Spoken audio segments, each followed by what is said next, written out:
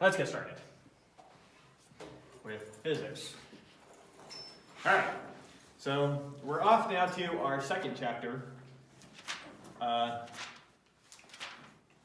dealing with thermodynamics, called the thermal properties of matter. Roughly the intuition that the author tries to give is, early on we were trying to give you a feel for the macroscopic behaviors, the macroscopic properties related to thermal activity, and now we're going to try and take a look at the microscopic properties associated with thermal activity. Okay. And so that's kind of the shift in thinking that we're going to go to from the last section to this section, kind of, with the exception of how we start, or from last chapter to this chapter, with the exception of how we're going to start. And how we're going to start is we're going to start out by talking about, he calls them equations of state. Equations of state, basically equations that tell us about the state of the system that we're currently working with. And typically, for the most part in this section, we're going to be interested in gases. So, unless otherwise stated, assume that anytime we're talking about a system, I mean a system of gas. Okay. Some system of gas. And so he gives you an example of an equation of state that we might talk about. This one's not a gas, this one's just some physical metal bar. So if we were talking about the state of some metal bar with temperature, one of the things that we can measure about a state is, say, its volume. And so we might come up with a volume equation for some metal bar, some physical thing. And we might talk about its volume. And we might talk about its volume as a function of what affects the volume of something. What are two things that affect the volume? We know temperature causes something to expand, right? And the pressure. And pressure causes it to contract. And those are two things that we know are associated with volume. So we could create some state equation for the volume. We can say the volume at any future state is the initial volume times 1 plus beta times our change in temperature, T minus T naught, that's how he writes it. T minus T naught plus, I can't remember the constant here. I'll just look at it as K, okay. K times the pressure minus the pressure naught. And so here's an example of a state equation. Sorry, this was V naught, the initial volume. To give you the volume of some physical object at some temperature and some pressure. Okay. Oops, that should be a minus. And notice what it says. It captures all our intuition for the volume. The volume at some future time, it starts out an equal to, if we distribute this through, then we have the initial volume.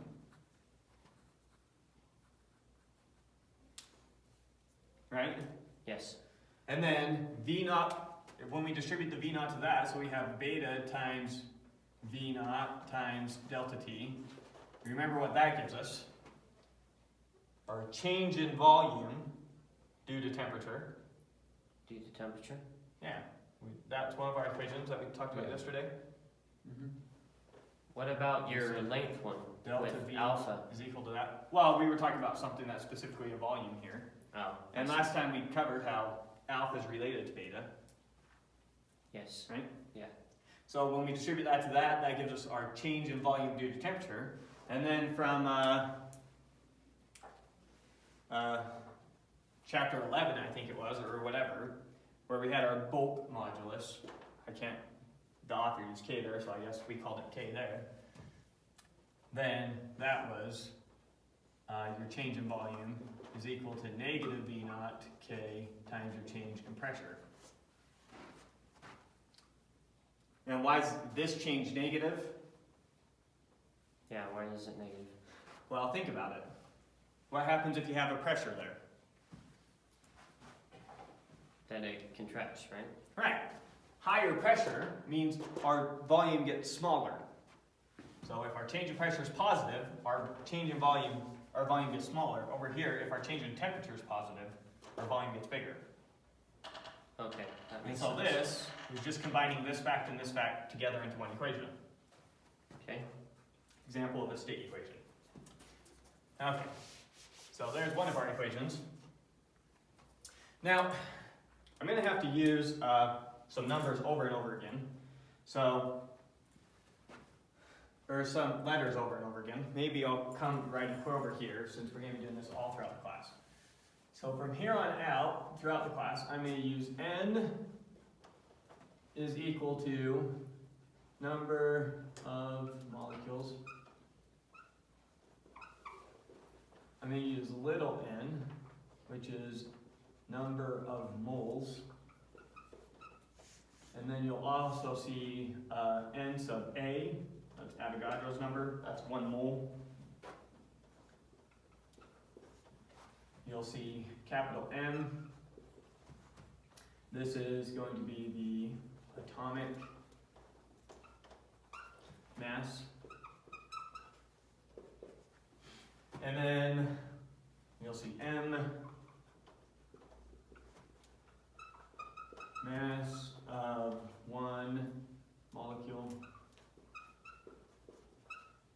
And then you'll see M total, which will be mass of the entire system we're talking about. So I'm going to use these variables over and over again throughout today, so Okay. let's put it up once and for all what they mean, and I'll be consistent in how we use it here. So n, this is the actual number of molecules. Yeah, so So if we're talking about helium gas, it's going to be the number of helium atoms actually in there. Little n, that's the number of moles that we're talking about. okay. So 2 moles is going to be a ton of atoms. Yeah. N to the A is equal to 1 mole. We can also write up a mole up here. It's going to be 6.022 times 10 to the 23. Yeah. Yes. M is the atomic mass. The atomic mass of hydrogen is 1. And we calculated the atomic mass of Helium. water was like 18. Yes. Little m here is going to be the mass of 1 molecule. Of 1 molecule. Yeah. So one of those little tiny atoms. So yeah, possibly water or possibly helium or possibly a hydrogen. But when you see little m, I'm talking about for 1 molecule. For 1 atom, possibly. The mass of one. Yes. Wouldn't that just be atomic mass? Now, atomic mass is Oh, with how with moles. is the mass that 1 mole of an element weighs. Gotcha. And this is the mass of 1 atom of an element. How do we know that? How do we know what? The mass of one of those little tiny molecules. How do we know the mass of 1 of them? Yeah, we know how much a mole is. Right. Same, So- how do you know the mass of one of those little tiny individual ones? You can calculate this now. So for example, what is the mass of hydrogen? Hydrogen has an atomic number of 1. So I know that n to the A times the mass of hydrogen is equal to 1 gram. 1 mole of hydrogen is 1 gram. Oh, and then you can. So the just mass solve. of hydrogen Gotcha. is equal to 1 gram divided by n to the A, which is absurdly small, Yeah. right? Okay. What's the difference between atomic mass and mass of molecule? And that's what we were just going over. I know. Okay. The atomic mass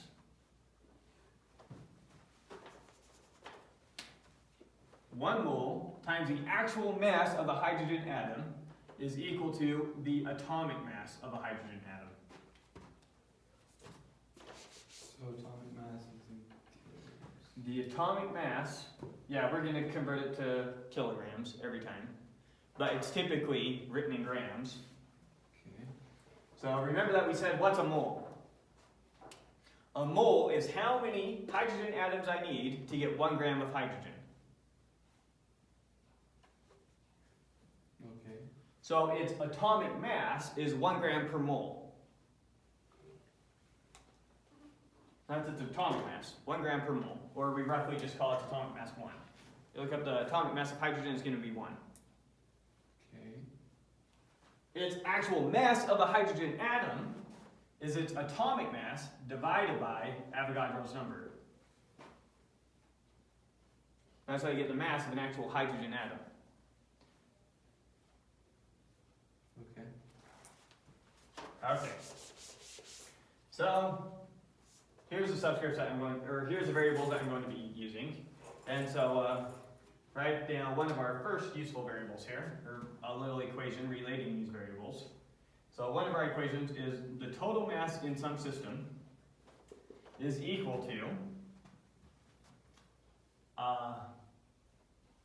the number of atoms in that system times the mass of the atoms, or the molecules, which is also equal to the number of moles in the system times their molecular mass, or their atomic mass.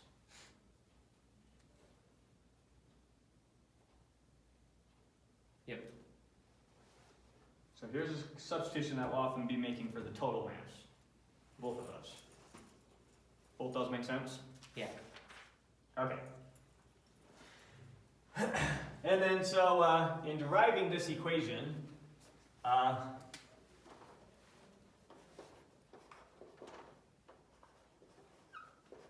just going to throw it up there, and then we'll explain how we came up with these equations.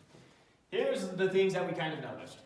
We noticed, look, as temperature goes up, an object expands, right? Yes. So as temperature goes up, volume goes up. So volume and temperature are directly related if everything else stays constant. Yeah. Except you have pressure. Assuming you keep the pressure constant, and assuming you keep the number of atoms that you're talking about constant, Okay. then if you increase the temperature in the system, you also increase its volume. That makes sense. So volume and temperature are directly proportional. Similarly, now let's say you put some gas in a metal container, so its volume is now constant. Now as you increase the temperature, you increase the pressure. So depending on what it's contained in, temperature is consistent with either pressure or with volume? The point is, it's directly proportional to both. Okay, that makes sense. Right. And then finally, so I showed you how temperature is proportional to volume, temperature is proportional to pressure. Now the number of atoms is proportional to volume. If I have a balloon and I shove a lot more atoms in there, the balloon gets bigger. Yes. Similarly, as you're pumping up a tire, you're increasing the pressure. When you pump up a tire, you don't really change the volume, because the volume is kind of fixed on a tire. You just increase the pressure, so the number of atoms also increases pressure. So both temperature and atoms are proportional? So pressure is directly proportional to the number of atoms, pressure is directly proportional to temperature, volume is directly proportional to the number of atoms, volume is directly proportional to temperature. And ours is And you constant. put all those facts together to derive this equation. Which equations of state is that equation? This is called the ideal gas equation. And it gives you the, talks about the state of a gas. Okay. That n is the same as the number of moles. Yes, that little n is the number of moles. And R here is a constant that we already talked about before. I can't remember exactly what its number is. Pull out my calculator, and then I can write out the number.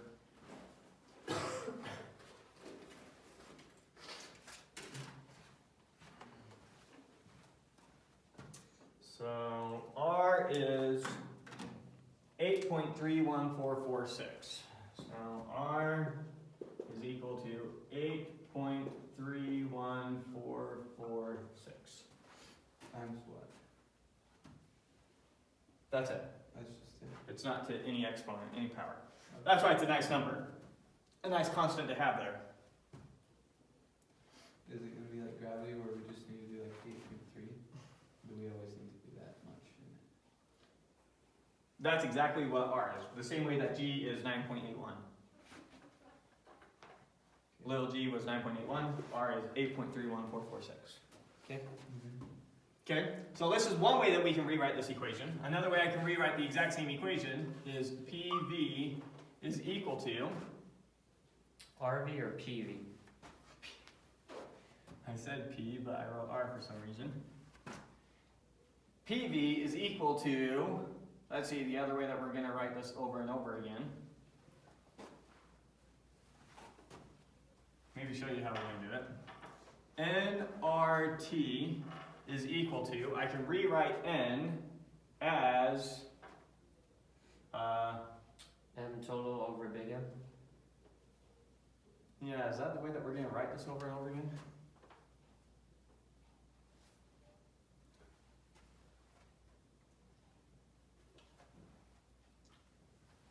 Is that right? We'll leave it for this. We'll leave it this way for now.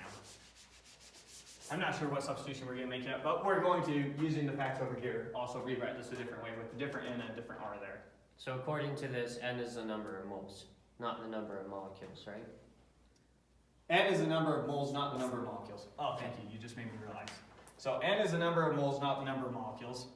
So nRT is equal to, if I multiply this top and bottom by Avogadro's number, so N times N sub A, multiply top and bottom by 1 mole, times R over N sub A times T. Notice how I didn't change anything, right? Yeah. Just multiply top and bottom by N sub A, 1 mole. Top and bottom. Take that and I just multiply top and bottom by N sub A. Okay, I see it. Okay, now, if this is the number of molecules in a mole, and I have N moles, then I have N times N sub A. This gives me the number of actual molecules. So just N. Just big N, right? So this is big N times, and then we also call little k is R over N sub A. And it's just another constant. So N times K times T is another way you'll see it. Where K is just another constant, N is the number of actual atoms, and T is temperature. So this is also equal to capital N times little k times T. That make sense? Yeah. So 2 different ways of representing it depending on what's most useful in your context. One makes reference to the actual number of atoms. And so this one over here, you're working with super crazy numbers. This one over here, your numbers aren't so crazy. Because the number of moles, that's always going to be like, you're working with 10 moles. Yeah. R is just 8.31446, and T is just your temperature. Whereas over here, the number of actual atoms you're working with, or the number of actual molecules you're working with, that's always going to be a huge number. K here is R divided by a massive number, so that's always going to be a tiny number. And then T is just temperature. So this one's working with crazier numbers, but there are times where it's more useful to think about this way as opposed to this way. But we like to think about this way when we can. Okay, so this equation right here is called the ideal gas equation. You can look at as this is equal to this, or this is equal to this. Either way, it's called the ideal gas equation. This is an equation that is a great approximation for roughly the temperatures and pressures that we work with in our day-to-day life. Essentially, we need the temperature to not be too low or the pressures to not be too high in order for this ideal gas equation to be a good approximation. Oh, I see. So none of the extremes, basically? Where it falls apart? Yeah, so it will fall apart, and we'll show a slightly more accurate model, and then show how the ideal gas equation model follows from that model under certain conditions. But before we move on, I guess I forgot to find one more equation here, which is expressing density from this equation. So we can get density from this equation. So really quick, we have PV. Why do I keep doing that? PV is equal to nRT, our ideal gas equation.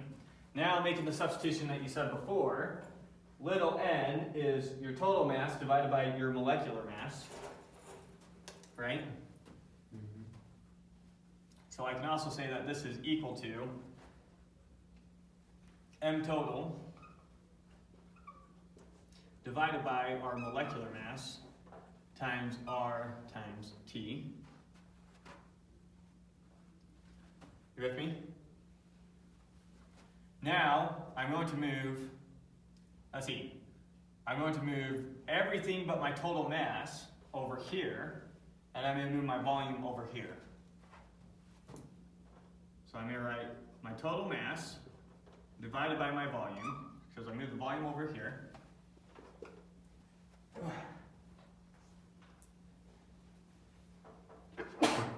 Excuse me. Okay, so I move my volume over here, and I'm writing this side first. So we have m total over volume is equal to, over here we still have pressure, times, when we move mass over here, it moves to the numerator, your molecular mass. And then when we move these two over here, they go to the denominator. So PM over RT.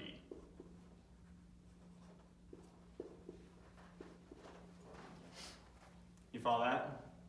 Yeah. And now, total mass divided by volume is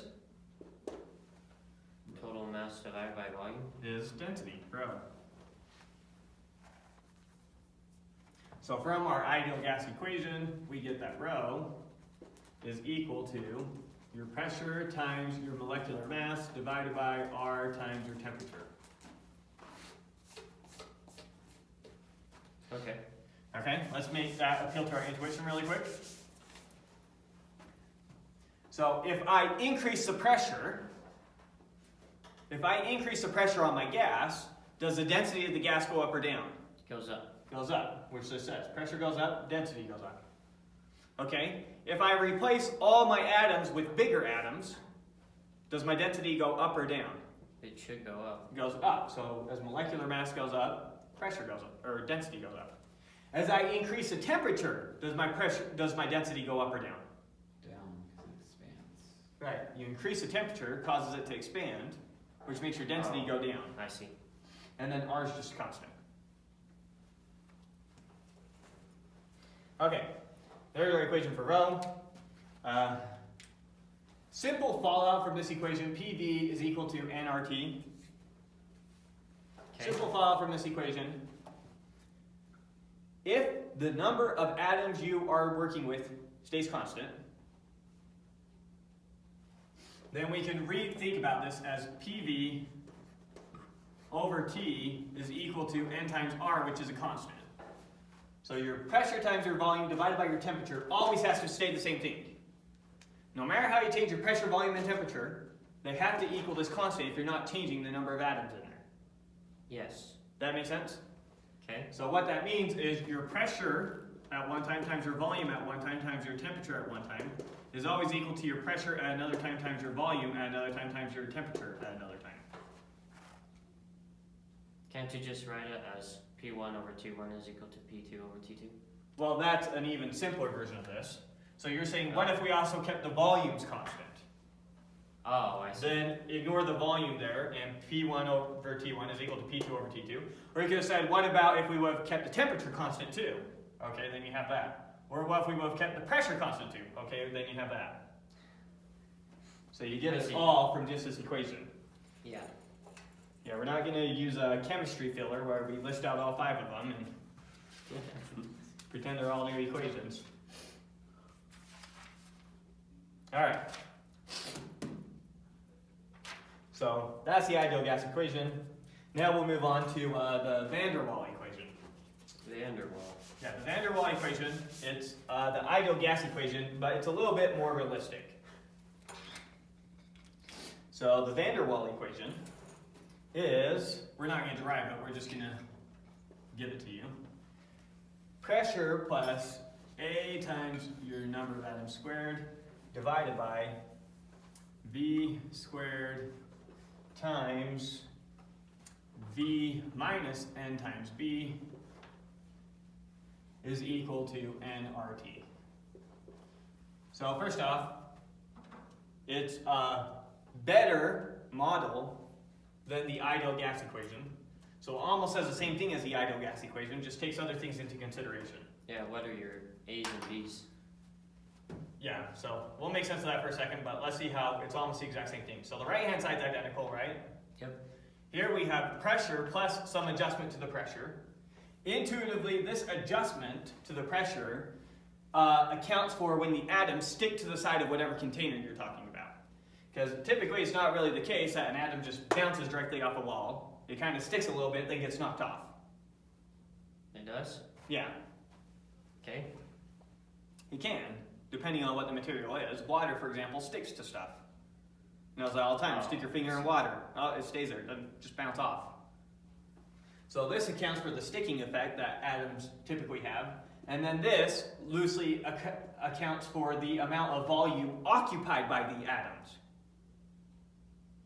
So here's the volume that your gas is occupying, minus the volume of all the actual little atoms. This is like an approximation for the amount of empty space in there. Which would be your actual volume, Wouldn't that be is a what lot? they're getting at? Huh? Wouldn't that be a lot? 'Cause there's a lot of empty space between the atoms. Imagine typically, so for this room, if I were to take a cubic meter out of this room and take all the atoms in that cubic meter and compress them down, they'd only occupy a little bit of space, right? And so this cubic volume, or this cubic meter of air, is mostly empty space. Yes. So this quantity and my initial volume and B are almost the same thing. In other words, N times B is small. N times B is loosely the amount of volume of all the actual individual atoms occupied. That That's makes loosely sense. what it is. So Yes. it's minusing that piece when you compress them all together. Yes. Not Perfect. the empty space. Yes. Okay. So this is the space actually occupied by the atoms, loosely speaking. This is how well the atoms stick to their container, loosely speaking. I don't think you'll ever have to actually work with this equation. Can we go over what A and B is? A and B are just constants that depend on your material. Okay. Like alpha and beta. Yeah. So A is going to be a consequence of how sticky the molecule is. Some molecules are more sticky than other molecules. Helium doesn't really stick to stuff. Water's pretty sticky. B over here is going to be roughly related to the size of the molecule. Okay. Bigger molecules occupy more space. So if it was a helium atom, it would be next to nothing? Maybe. Oh, B would be small, yes. Yes. If it's a helium atom, B is going to be small. Exactly. Okay, so now I told you that the ideal gas equation is a good approximation when, loosely speaking, it's a good approximation when your atoms are nice and spaced out. If your atoms are nice and spaced out, then this is going to be a good approximation. If your volume, well, just if your atoms are nicely spaced out. Okay. Because notice what this happens to this equation when your atoms are nicely spaced out. When your atoms are nicely spaced out, then the number of atoms you have compared to the volume is going to be a small number.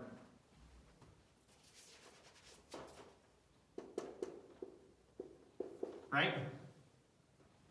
If I have a lot of space between atoms, then when I take the number of atoms I have and divide by the volume, that's going to be a small number. Yes, that makes sense. Yeah. Here's the best way to say it. When the number of atoms you have is very small compared to the volume. There's a better way to say it. When the number of atoms you have is small compared to the volume, then the ideal gas equation is a good approximation. But what if the gas is really condensed? So when the gas is really, really compressed together, I told you that this equation is no longer a good approximation. Yes. And the gas gets really, really condensed together in one of two ways. One way that you can get gas really condensed together is you can apply a lot of pressure, right? Or you can apply a really low temperature. Yeah. Yeah, that makes sense. So I told you this equation is a good approximation as long as we're not dealing with really low temperatures or really high pressures. That's when we can use this equation. But we use Or equation. another way to say it is when the number of atoms you have is small compared to the volume. Because if the number of atoms you have is small compared to your volume, notice what happens here. V minus NV, if N is real small compared to V, this is approximately just V, Yeah. right? And if N is really small compared to V, then N squared over V squared It's really, really is small. really, really small. And so this is approximately 0. And so this whole term is approximately just pressure. So it's approximately just pressure times volume, which is what we have here. Yeah, I see. So when you have this condition, you can simplify the van der Waals equation into your ideal gas equation. Okay. Okay.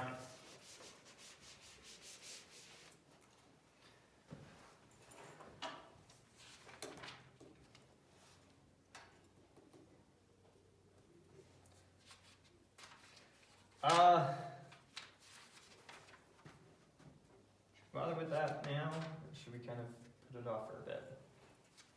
We'll pause for a sec. Okay, continuing on.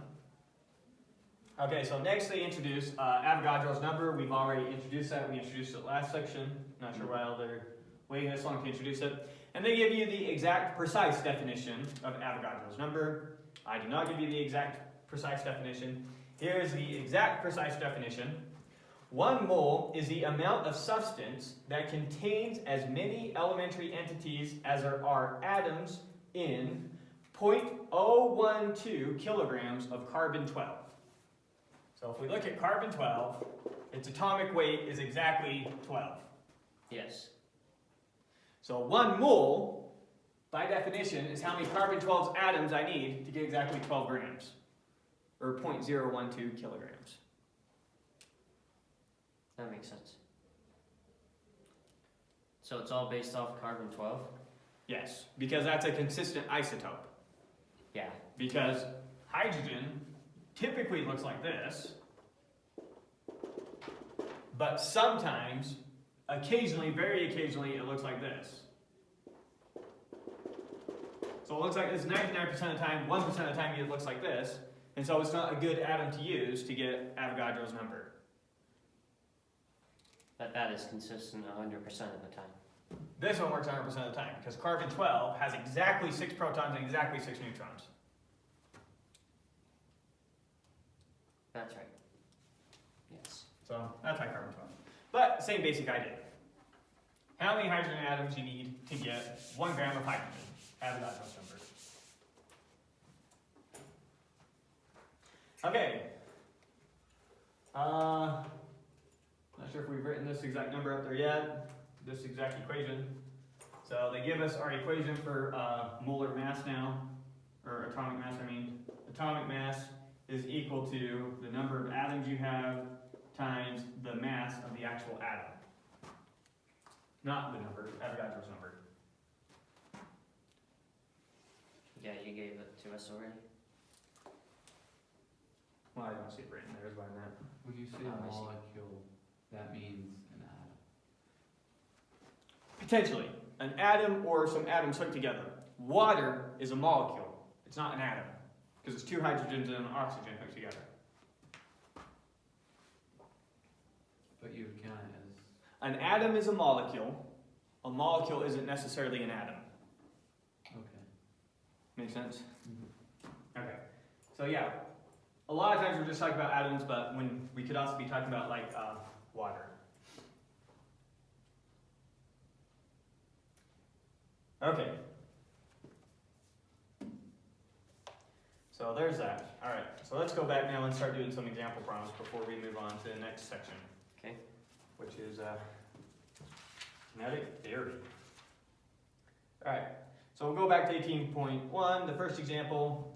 What is the volume of a container that holds exactly 1 mole of an ideal gas at standard temperatures and pressure? At standard temperature and pressure.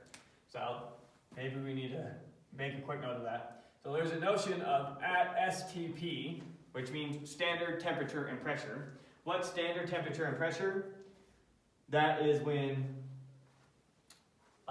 temperature is equal to 0 degrees Celsius, or 273.15, because we always write in terms of Kelvin. Okay. About 0 degrees Celsius is how you can remember it. And then the pressure is exactly 1 atmosphere. Mm-hmm.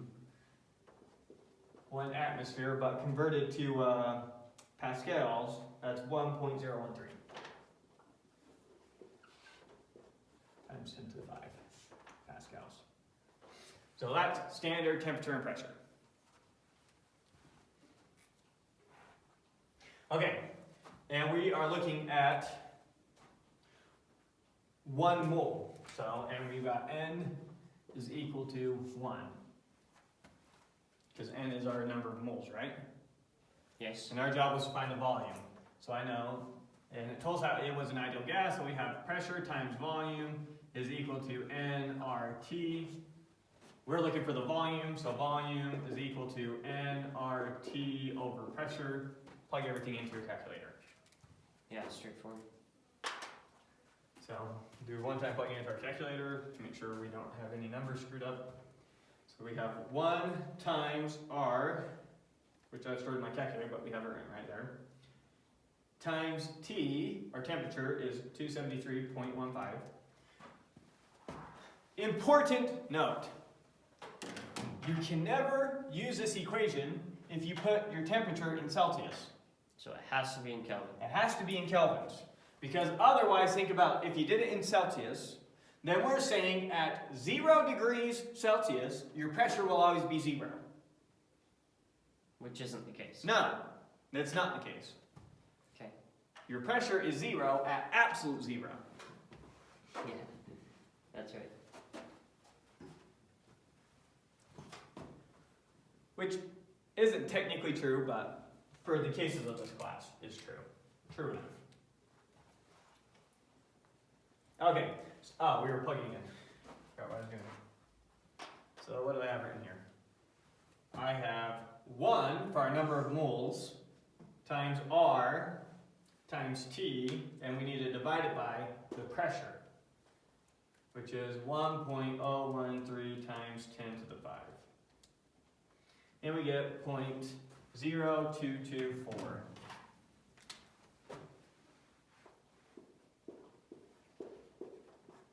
And since I converted all my units, this is going to be in cubic meters, and so I don't even have to think about the units. Okay. They convert it to liters. Liters? They convert it to liters. And there's roughly, and they're doing that because typically this is stuff you do in chemistry. In chemistry, you typically work in liters. And so a liter is 1/1000th of a cubic meter. A liter is 1/1000th of a cubic meter. So a cubic meter can hold 1,000 liters. Yeah, like those liter bottles. There's no way you could fit 1,000 of those. 2 liter bottles. Which is approximately, I think I have it right, 220 or 22.4 liters. Mm-hmm. Let's try that. 22.4 liters. Yeah. A liter is 1/1000th. A cubic meter is a lot bigger than a lot of people give it credit for. Have you ever filled up a pool Yeah. and knows how long it takes to fill up a little pool? Think about how long it takes to fill up 1 liter with water from a hose. That's almost nothing. Yeah. Do that 1,000 times. What did you fill up? Probably a cubic meter. That makes sense. Yeah. Because you're thinking about storage, but you gotta remember that they're in rigid containers, and you waste a ton of space. Because those aren't designed to be packed well, those are designed to minimize the amount of material used. Remember when we did that calculus problem for minimizing the material used in an aluminum can? I think so, yeah. You better remember, I made you do it twice. On the test, yep. There was an example problem, and then on the test, yeah. Anyways, okay, so we did that one. Guess we'll do the next example. In an automobile engine, a mixture of air and vaporized gasoline is compressed in the cylinder before being ignited. A typical engine has a compression ratio of 9:1. That is, the gas in the cylinder is compressed to 1/9 of its initial volume. Before I turn the page, let me start making some notes here. So, our volume after the compression, our volume at 2 is equal to 1/9 our volume before the compression, V1. Okay. I think that's all the information I have so far. Oh, continues right here. The intake and exhaust valve are closed during the compression so that the quantity of gas is constant. So no atoms are getting into it while we're compressing it. Okay. What is the final temperature of the compressed gas if the initial temperature is 20 degrees Celsius? T1 is, was it just 20? 27. I'm not sure if I just said 20. 27 degrees Celsius. And the initial pressure is 1 atmosphere. And the final pressure is 21.7 atmospheres.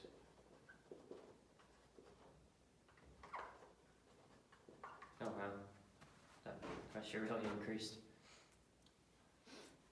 Yeah. Okay, and so we're looking for T2. And so the equation that we're going to be using, one that I erased, is that P1 times V1 over T1 is equal to P2 times V2 over T2, right? Yeah. We're looking for T2, so we've got T2 is equal to T1 times P2 times V2 over P1 times V1. Mm-hmm. Did I do all that right? Yeah. I think so too. Now, we just need to make sure that we use our right units. Okay. Now, the units on pressure actually don't matter, so I don't need to convert that to pascals because they're just going to cancel out. Yes. So I just care about the ratio of the pressures, and that'd be the same no matter if I convert it or not. So I just need to convert my temperature here to Kelvin, which is going to be, what is that? 315. I got it right at 1. 2. Kelvin's 173, 273. Okay. Yeah. All right, you're right. 300.15 Kelvin. Okay. And so now we plug all that in and should be good. Well, you don't know what V1 and V2 is. Oh, you're right, I don't, but that doesn't Don't they matter. just cancel out? Right, because this is 1/9 V1. Because V2 is 1/9 V1. Nope. So Oh, V1 yeah. and V1 are going to cancel. Right? Okay. So I can rewrite this as a T1 over 9 times P2 over P1. Did I do that right? Mm-hmm. Alright, so we have 300.15 times 21.7 divided by 9 times 1. Oops. Divided. I hit a minus sign instead of a point. 315.15 times 21.7 divided by 9. Yes. And we get 724. That is pretty hot. 724 Kelvin. And this is on the next page.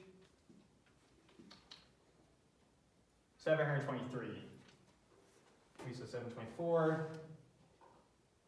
I'm not sure what rounding error he made, but he must have made a rounding error. Oh, I wonder if he converted from atmospheres to pascals and lost a figure that way. But basically same answer. You don't need to convert between 2 pascals to figure this out, do you? No, because your units just cancel. How do you convert from atmosphere to Pascal? Huh? How do you convert from atmosphere to Pascal? Well, 1 atmosphere is, we did it on the previous problem. 1 atmosphere is 1.013 times 10 to the 5 pascals. Okay. The next one seems kind of similar. The one after that looks like it has some calculus, so we'll try this one out. Find the variation of atmospheric pressure with elevation in the Earth's atmosphere. Assume that at all elevations, your temperature is equal to 0 degrees Celsius, and gravity is equal to 9.8 meters per second squared. So my temperature is 0 degrees Celsius. Okay. So my temperature is equal to 0 degrees Celsius, and my G, I'm assuming is 9.8. I don't know if I said 9.81 earlier. That's what was my first stick physics. Okay. Find the variation of atmospheric pressure with elevation. What does that mean? How is pressure related to elevation? Right? You know that as you go higher, your pressure gets smaller. Yes. Okay, so we need to relate those two together. How do you relate those two together?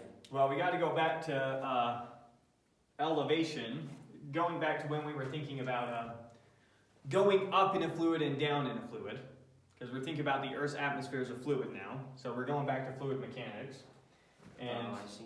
our change in pressure with respect to height, you might remember this equation, our change in pressure with respect to height is equal to negative rho times G. Yep. Okay. This came from, maybe pause for 1 second to remember where this came from. You might remember this equation instead. We found that our pressure for some height was equal to negative rho G Y. That might ring a bell. Yeah. Okay, so now take the derivative of P with respect to Y. So what is rho of the atmosphere again? The density of, we have that right here if it's an ideal gas, Which it is, right? which it is. We're Okay. assuming the atmosphere to be an ideal gas. Can you do those little squiggles on rows so I can tell the difference between row and B? Sorry. I don't remember what you mean by squiggles. Yeah, kind of like that. Trying to just make it look a little funky. Make it look Greek. Okay, so we have this equation for our change in pressure with respect to height, Okay. and we have this equation for rho for an ideal gas. So combining those together, we get dP over dy is equal to negative P times M over R times T. Do you know what P is? No, that's what we're finding. So I need an equation What about G? that introduced a P over here. Oh, thank you, my G. I would have forgotten that. Good catch. So did I do my substitution correctly? Yes. Think so. Okay. So now we bring the P over. Our T, we're given our T. We know our T. That's constant. Mm-hmm. We know our G, that's constant. We know our R, that's constant. M depends on our atmosphere, so the problem probably already figures out M for air for us. Okay. And then so we just need to relate P to Y now. So everything else is going to be a constant except for P and Y here. So we're good. So we're ready to solve this. So put all my P's on one side and all my Y's on the other side. I know you seem like you're stuck on this, but you've actually done stuff just like this before. dP over P is equal to just some big constant, negative M R T. Oops, we also need the G up here. MGRT, those are all constants, times dy, right? Yes. Now we're trying to figure out what P equals. You remember we've done stuff like this before? This isn't ringing any bells? No. When we talked about resistance or when we talked about population growth? I thought that was exponents. With the E. Let's see what happens here, shall we? All right, so I'm going to integrate both sides now. Yeah. What's the integral of 1 over P with respect to P? 1 over P squared. Natural log of P. Come on. That's right. The integral of 1 over X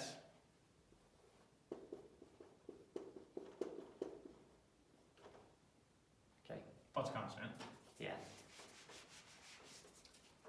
is equal to, when we integrate this side, we just replace dy with y. Yes. Let me see really quick if they're going to do this over some assumed interval, or if we're just going to add our constant in the end. They're going to do it over some assumed interval. Okay, so I'm just going to try, what we were thinking, there was nothing wrong with. I'm just going to try and redo it the same way that they're doing it in case you need to make reference to this example. Do they not do it with an integral? They do. But we're not going to do an indefinite integral, we're going to do a definite integral. Oh. Yeah. So I'm going to integrate this from time 1 to time 2. And I'm going to integrate this from time 1 to time 2. Okay, so now that's going to give us, we're going to get our natural log at time 2, natural log of pressure at time 2, minus natural log of pressure at time 1. Yeah. Is equal to, and then we'll have negative mg over rt times y2 minus y1. Our height at time 2 minus our height at time 1. Right? Mm-hmm. A difference of logs is a quotient of the inside. I don't know the right way to say that. I can rewrite this though, as maybe just seeing it will help you remember. P2 divided by P1. P2 divided by P1. Perfect.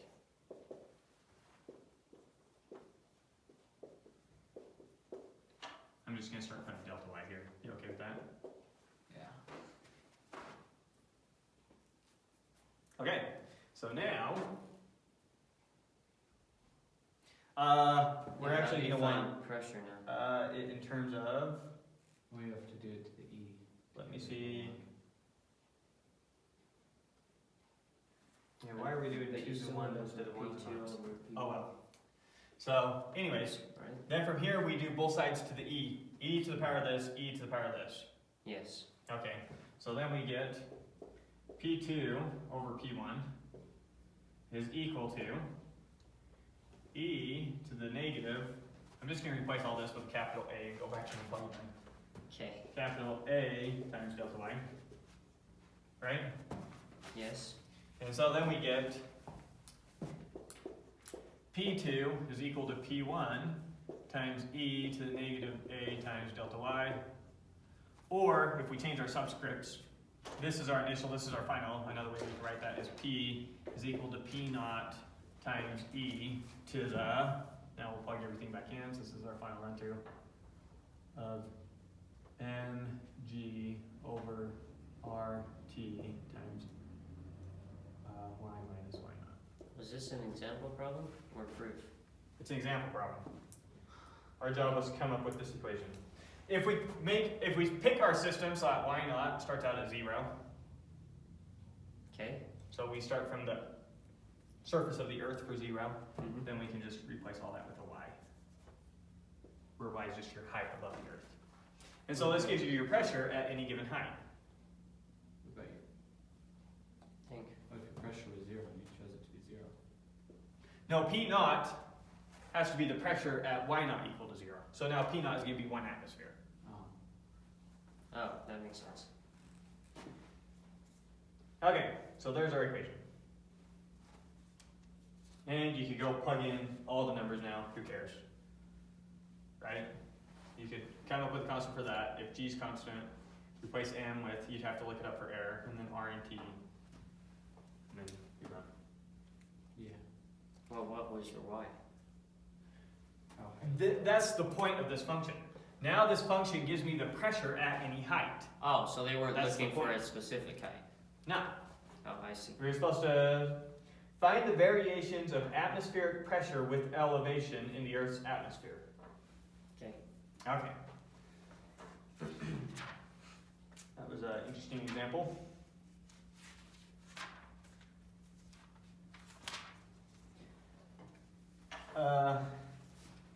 Next example, find the mass of a single hydrogen atom and of a single oxygen molecule. A single hydrogen atom and a single oxygen molecule. The atomic weight? No, the mass. Mass. So I'm looking for the mass of a hydrogen. Mass of hydrogen is equal to something. And then the mass of an oxygen molecule. Notice how they said molecule instead of atom. Why do they say oxygen molecule? Because in our atmosphere, two oxygen atoms are hooked together into what we call oxygen gas. And so oxygen gas is actually O2. It's two oxygen atoms hooked together. Okay. Does that make sense? Yes. And so the atomic mass of this is roughly 1. The atomic mass of oxygen was 16. So the atomic mass of an oxygen molecule is 32. 32. So the mass of this is going to be 32 times the mass of this. So once we find the mass of this, we get this mass for free. Okay. That make sense? Yeah. Okay. So the mass of a hydrogen atom. How do we get the mass of a hydrogen atom? We take its molecular mass Over Na, or right? its atomic mass divided by Na. Yep. So it's going to be a ridiculously small number. So yeah, we start with 0.001, 1 gram, divided by, do I still have this number in here? I don't know if I have Avogadro's number in here anymore. What would I put that as? I don't think I have it in here. So 6.022 times 10 to the 23 will store you in N, why not? Okay. So now we got 0.001 divided by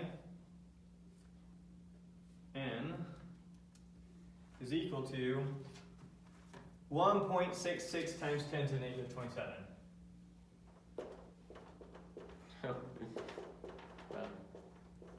So there's roughly the mass, kilograms, there's roughly the mass of a hydrogen atom. Okay. And the mass of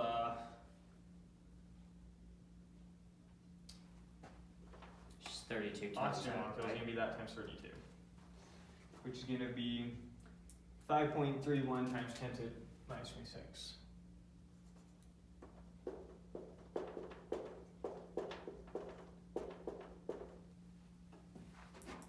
Okay, that's fairly simple.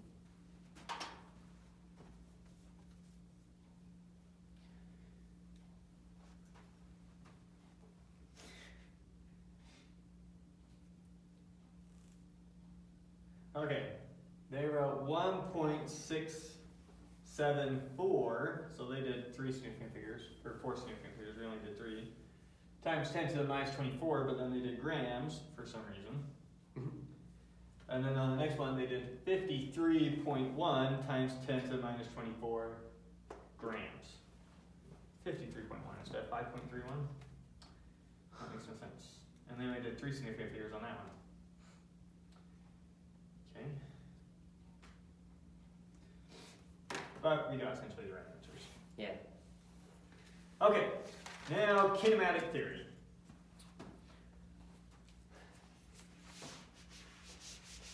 So far we have this high-level notion of what temperature is.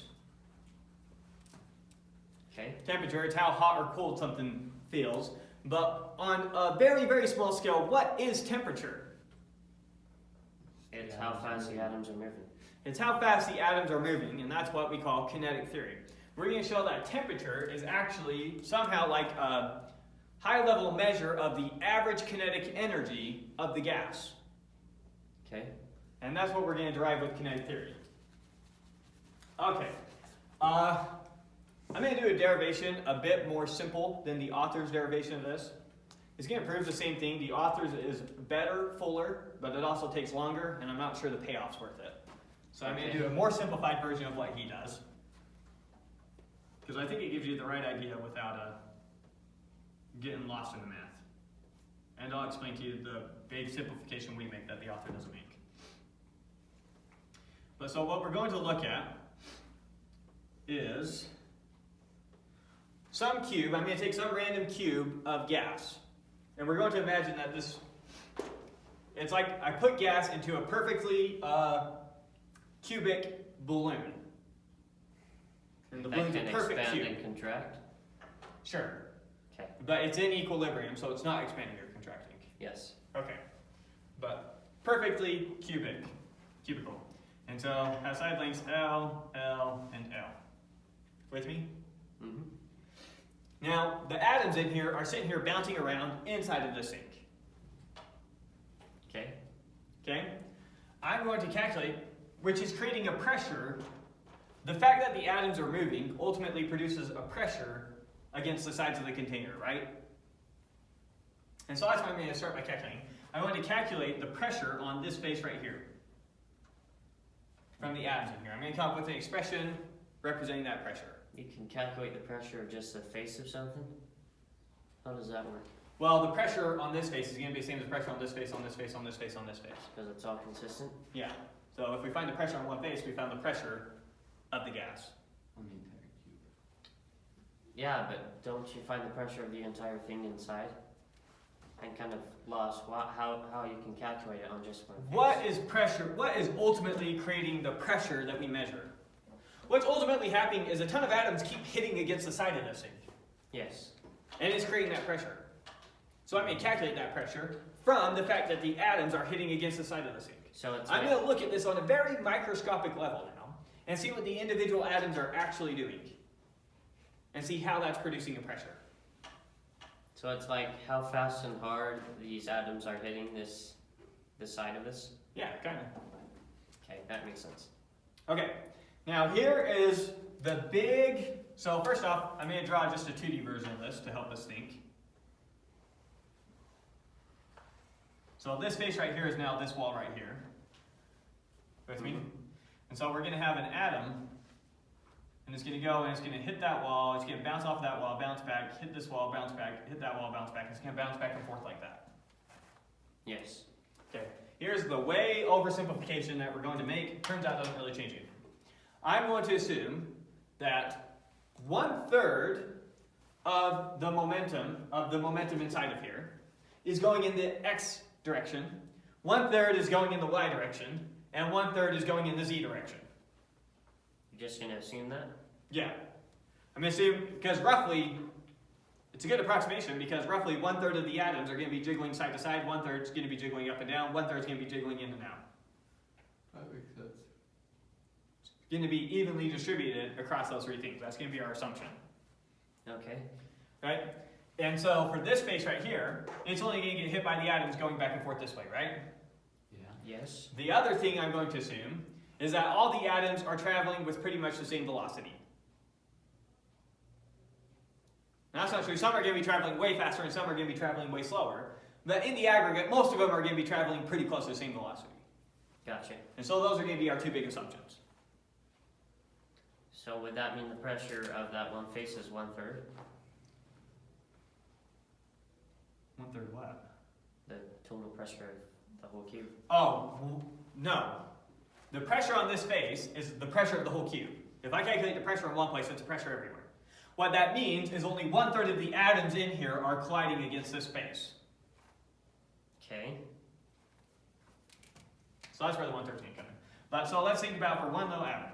So one little atom, it's going to go, it's going to hit that face right there, and then it's going to bounce back, and then it's going to come back and hit the face again, right? And it's bouncing back and forth like that. So let's look at the impulse that that's creating right here, the momentum. Impulse. Yeah, let's start with thinking about momentum. Okay. So we got this atom, and it's traveling this way, and it has a velocity, or it has a momentum v times m. And we're going to assume when it hits the wall, it's perfectly elastic, so it's going to bounce back with the same velocity, with the same momentum vm, except for in that direction now. Okay. You with me? Mm-hmm. So when it hits the wall, our change in momentum, so we're looking at change in momentum over some time, is going to be equal to, our change in momentum is 2 mv, because it went from having positive mv momentum to negative mv momentum. Yes. Or negative to positive, whichever way you want to think about it, doesn't matter. So the total change in momentum is 2 mv. That makes when sense. it bounces off the wall. I don't get that. Let's call that way the positive x direction, this way the negative x direction. Okay. Let's say I weigh 100 kilograms, and I'm traveling 1 meter per second. Okay. Right now my momentum is positive 100. Yeah. Now my momentum is negative 100. What was my change in momentum when I turned around? Oh, yeah. 200. There we go. So that's where that's coming from. And now how often do we have this change in momentum? Every time it bounces against this wall. How long does it take for it to bounce against this wall? So notice that, because we need the time that we have this much change. So it's the velocity. It's having this much change once every time it bounces against that wall. Yes. Right? Mm-hmm. And so how do you calculate time? If we know that's length L. Velocity times distance. Or velocity divided by distance. Velocity times time equals distance. So time is equal to Velocity divided by distance. Distance divided by velocity. distance divided by velocity. Oh. Okay, so that's what we're going to plug in here. Our distance, our total distance that our atom is traveling in between every time it hits is 2L. Right? Mm-hmm. Okay. Because it comes back and then hits. Comes back and then hits. So it's providing this much momentum. Maybe we call this a delta T to help us keep clear. We get this much change in momentum every time we have this much time interval, which is going to be 2L over V. You with me so far? Do your V's not cancel out or No. multiply to each other? They multiply to each other. So notice that my 2's go out and my V is going to go upstairs. So I'm going to get an mv squared over L. And V squared. Haven't we seen that already? Almost kinetic energy. Well, yeah, we see some hints of kinetic energy already sprinkling through. Okay. Now, let's go back to our equation for impulse. We know that a force times a time gives us a change in momentum. Yes. Yes. And so a change in momentum divided by a time is going to give us a force, an average force. So that's equal to a force. So this is also giving us the average force that this molecule, this atom, is exerting on this wall over that time interval. Okay. So, so far we'll just keep that F. Good so far? Mm-hmm. Okay, now I'm going to use P again. This time P is pressure, not momentum. We're done talking about momentum. So pressure now, pressure, P for pressure, is equal to what? The pressure of it?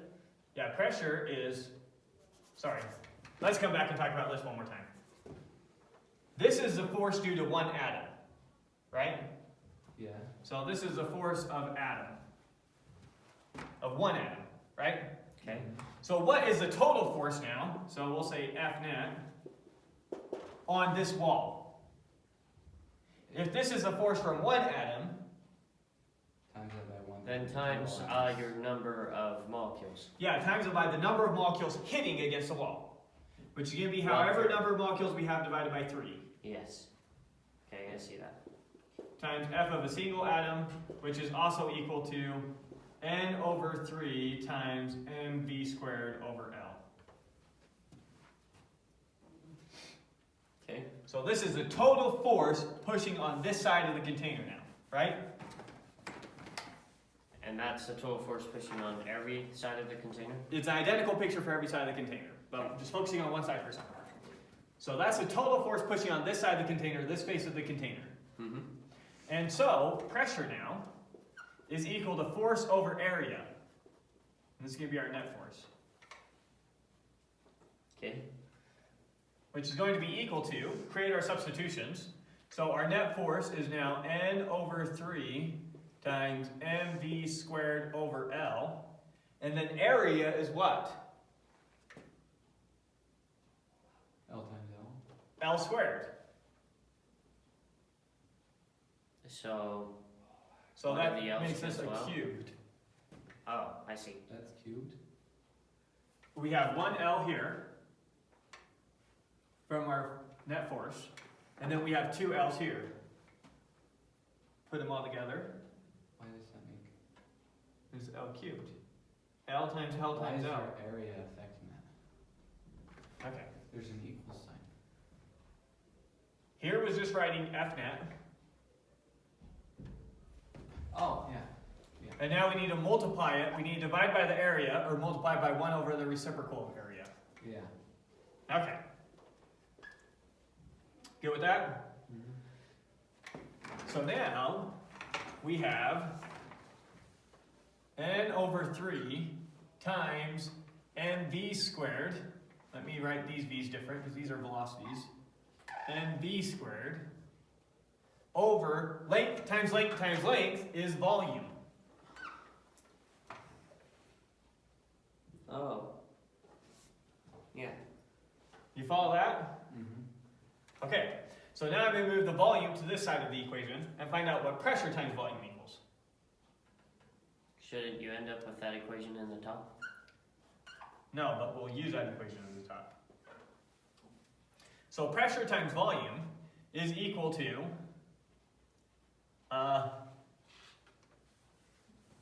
follow me on this for a second, is equal to 2/3, we introduced a 2, that should upset you, times 1/2 mv squared.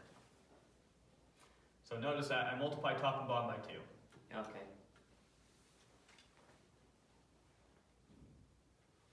Good? Yeah. Okay. So, pressure times volume is equal to this, but pressure times volume is also equal to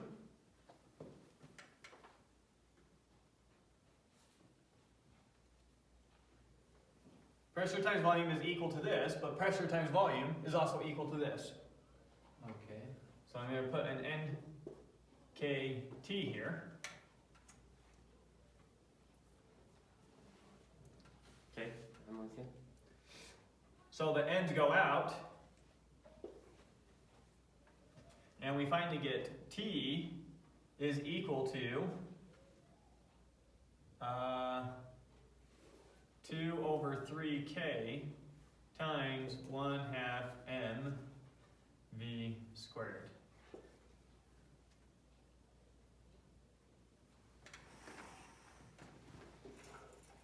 So why is this useful? That's not how they write it. Let me write it how they write it. They move the 2/3 over there. So now we get 1/2 mv squared is equal to 3/2 kt. Okay, why is this useful? What did we just really show? We showed kinetic energy is equal to something. We showed that kinetic energy is equal to a constant times temperature. Which means the higher temperature, the more kinetic energy. Which means kinetic energy gives temperature, and temperature gives kinetic energy. They're the same thing. So on a high scale, what we were calling temperature, when you look at an atomic level, is just kinetic energy. Temperature was just a measure of kinetic energy. That's all you were measuring. And that goes the other way too. So if something's going really, really fast, that means it's getting a high temperature. And now you can get your best intuition for what we mean by absolute zero. What do we mean by absolute zero temperature? We said before zero pressure, but what does zero pressure really mean? Really, zero temperature occurs when nothing is moving. If everything's holding perfectly still, now you have absolute zero. Mm-hmm. But what about heat? Saying don't you radiate heat, right? You radiate heat, but when you're measuring temperature, you're not measuring radiated heat. What are you measuring then? The average kinetic energy. So That's what we just showed. how do you know that it's hot around me then? If you're not measuring the radiated heat. Well, there is radiated heat, but that heat, temperature, two different things. Back to class 1. Heat is energy in transition. Oh. Heat is sending energy from one system to another. Temperature, now, we just barely showed, is the measure of the average kinetic energy of the gas that we're talking about. That makes sense. So Okay. temperature is a measure of kinetic energy in the system. Heat is a transfer of energy from a system to a system. Yes. It doesn't make sense to say, let's measure the heat in this system.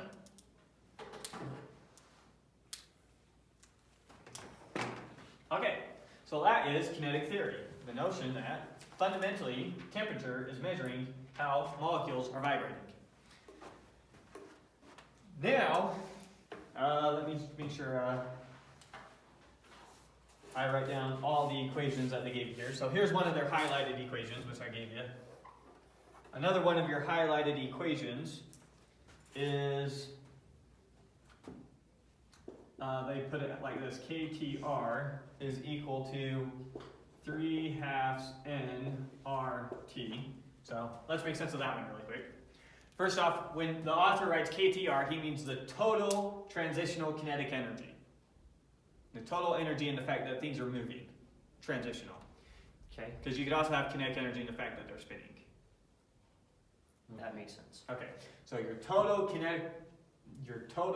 transitional kinetic energy is 3/2 nRT, and let's really quick pick up a good point to show that from. So let's come back to this equation. So this equation was 2/3 times your number of atoms times 1/2 mv squared, which was the kinetic energy of one molecule, is equal to, and instead of nkt, we're going to use nRT up there, little n, little r, little t. With me? Yes. Yeah.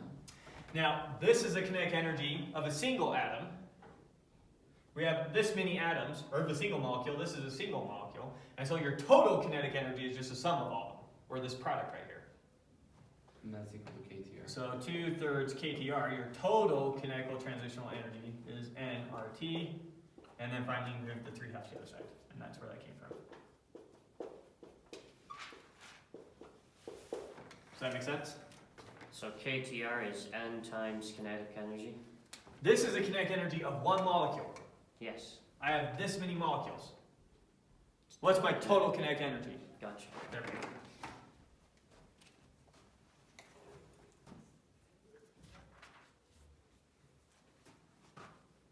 Okay. Now we need a notion of talking about the average speed of a gas. Some sort of average speed. And give you,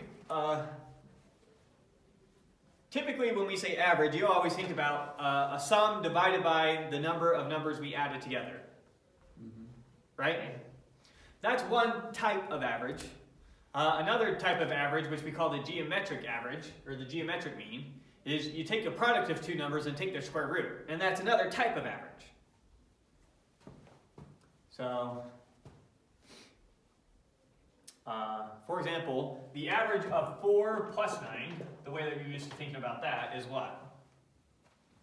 You take 4 plus 9 and you divide it by 2, Okay. right? Yeah. And so what are we left with? 13/2. If we were to take another type of mean, the geometric mean of these two, then we'd actually take the square root of 4 times 9, which is equal to 6. Yeah.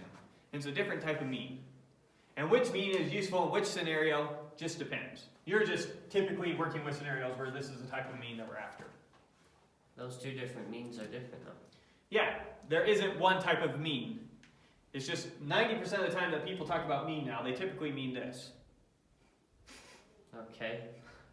But this is another type of mean. Are we going to use that other type? Well, I was just showing you that type because to give you, in case you came across it before, geometric mean. I guess you haven't seen a geometric mean before? No. Okay, so that's not going to help. We need a way of talking about the average speed of our air molecules in a gas. That's a useful notion to have. What's the average speed that these things are moving around with? Right? Okay.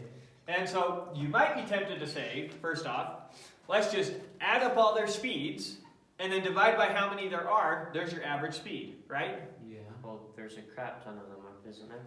Well, can't you just take Right, but in principle, you might think that that's the best way to talk about the average speed of a gas. So take all the, well, first off, you might have thought, let's add up all their velocities, the average of their velocity, whatever that is. We'll call that the average speed of the gas, right? Yeah. First off, when you're adding up velocities, you have to be careful because some gases are moving that way, some gases are moving that way. When you add their two velocities together, you get 0. Yeah. So if I were to add up the velocity of all the gas in this space right here, I'd get 0, which isn't what I mean by their average speed. Now I could take the average of the absolute value of all those velocities, or the magnitude of all those velocities, and add those up, and then take their average and get an average speed. And that would be an average speed. Yes. Okay. One type of average. The type of average that we're interested in, we call a root mean square. A root mean square. So, our root mean square is equal to the square root of the v squared average. Okay, let's make sense of this. V squared average. Yes, so now take your average v squared the same way that you know and love. How do you do that again? The average of your v squareds. Calculate the average the same way that you know and love. We'll do an example problem with this here in a sec. Okay. I've seen this one. Yeah. And then take the square root of it. And so what this essentially does is it gives higher precedence. When I get my average, it's going to give higher precedence to higher velocities. What does that mean? So with the way that you're used to calculating averages, you don't give precedence to anything. So for example, the middle between 1 and 11, well, let's say 0 and 10. The middle between 0 and 10 you always want to say is 5. Yeah. Right? But it's not. Well, that's one way to, it is. The average of 0 and 10 you want to say is 5. Oh, okay. But now let's say that's assuming that the number that you're interested in is just the number itself. Maybe these numbers were ultimately being squared in some formula that you're plugging into. Okay. And so maybe what you're interested in is the number that when you plug it into your formula, its square value will be an average. Because notice now, when I take the average between these two, 0 and 10, if I were squaring the values, then now 0 squared is still 0, 5 squared now is 25, and 10 squared is 100. And now this number squared is not the middle I'm looking for anymore. Yeah. And so if I were interested in the middle of the square of these two values, It would be. I can't just take the middle here and then assume that's going to be the middle here. And I need something more on this side. I need something higher up on this end. Oh, that's what you mean. So I need to give precedence to high values when we Okay. calculate the average. That's what a formula like this does. Why? Since we're ultimately squaring our velocities to calculate energies, and it's the energies we're interested in. How is that still not just the average?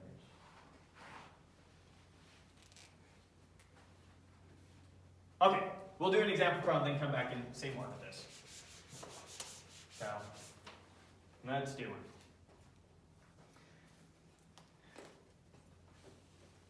Five gas molecules chosen at random are found to have speeds of 500, 600, 700, 800, and 900 meters per second. What is the average speed, and then what is the root mean square speed? Okay, so we're going to actually calculate this. Okay. So we've got our first atom is whizzing around at speeds, starts at 500. 500. V2, 600. V3, 700. V4, 800. And V5, 900. So now let's calculate their average speed. Okay. Just 700. So V, their average speed is, and he did the math really quick, just 700. Because it's just going to be the middle of the five numbers, since they're all incrementing and decrementing by the same. Now we're going to calculate the root mean square speed. Okay. Okay. Okay, so now the root mean square speed, first we need to calculate the average of V squared. So we're going to look at all the v squared values and then calculate their average. So I'm going to do v1 squared plus v2 squared plus v3 squared. There you go. Plus v4 squared plus v5 squared over 5. And this is what we mean by v squared average.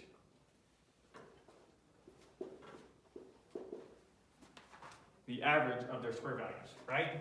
Yeah. And so when I take that average, so I get, I'm just going to do 5, 6, 7 instead of 500.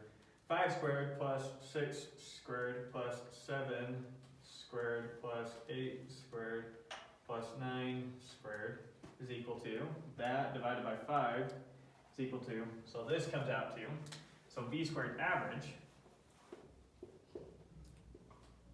is approximately,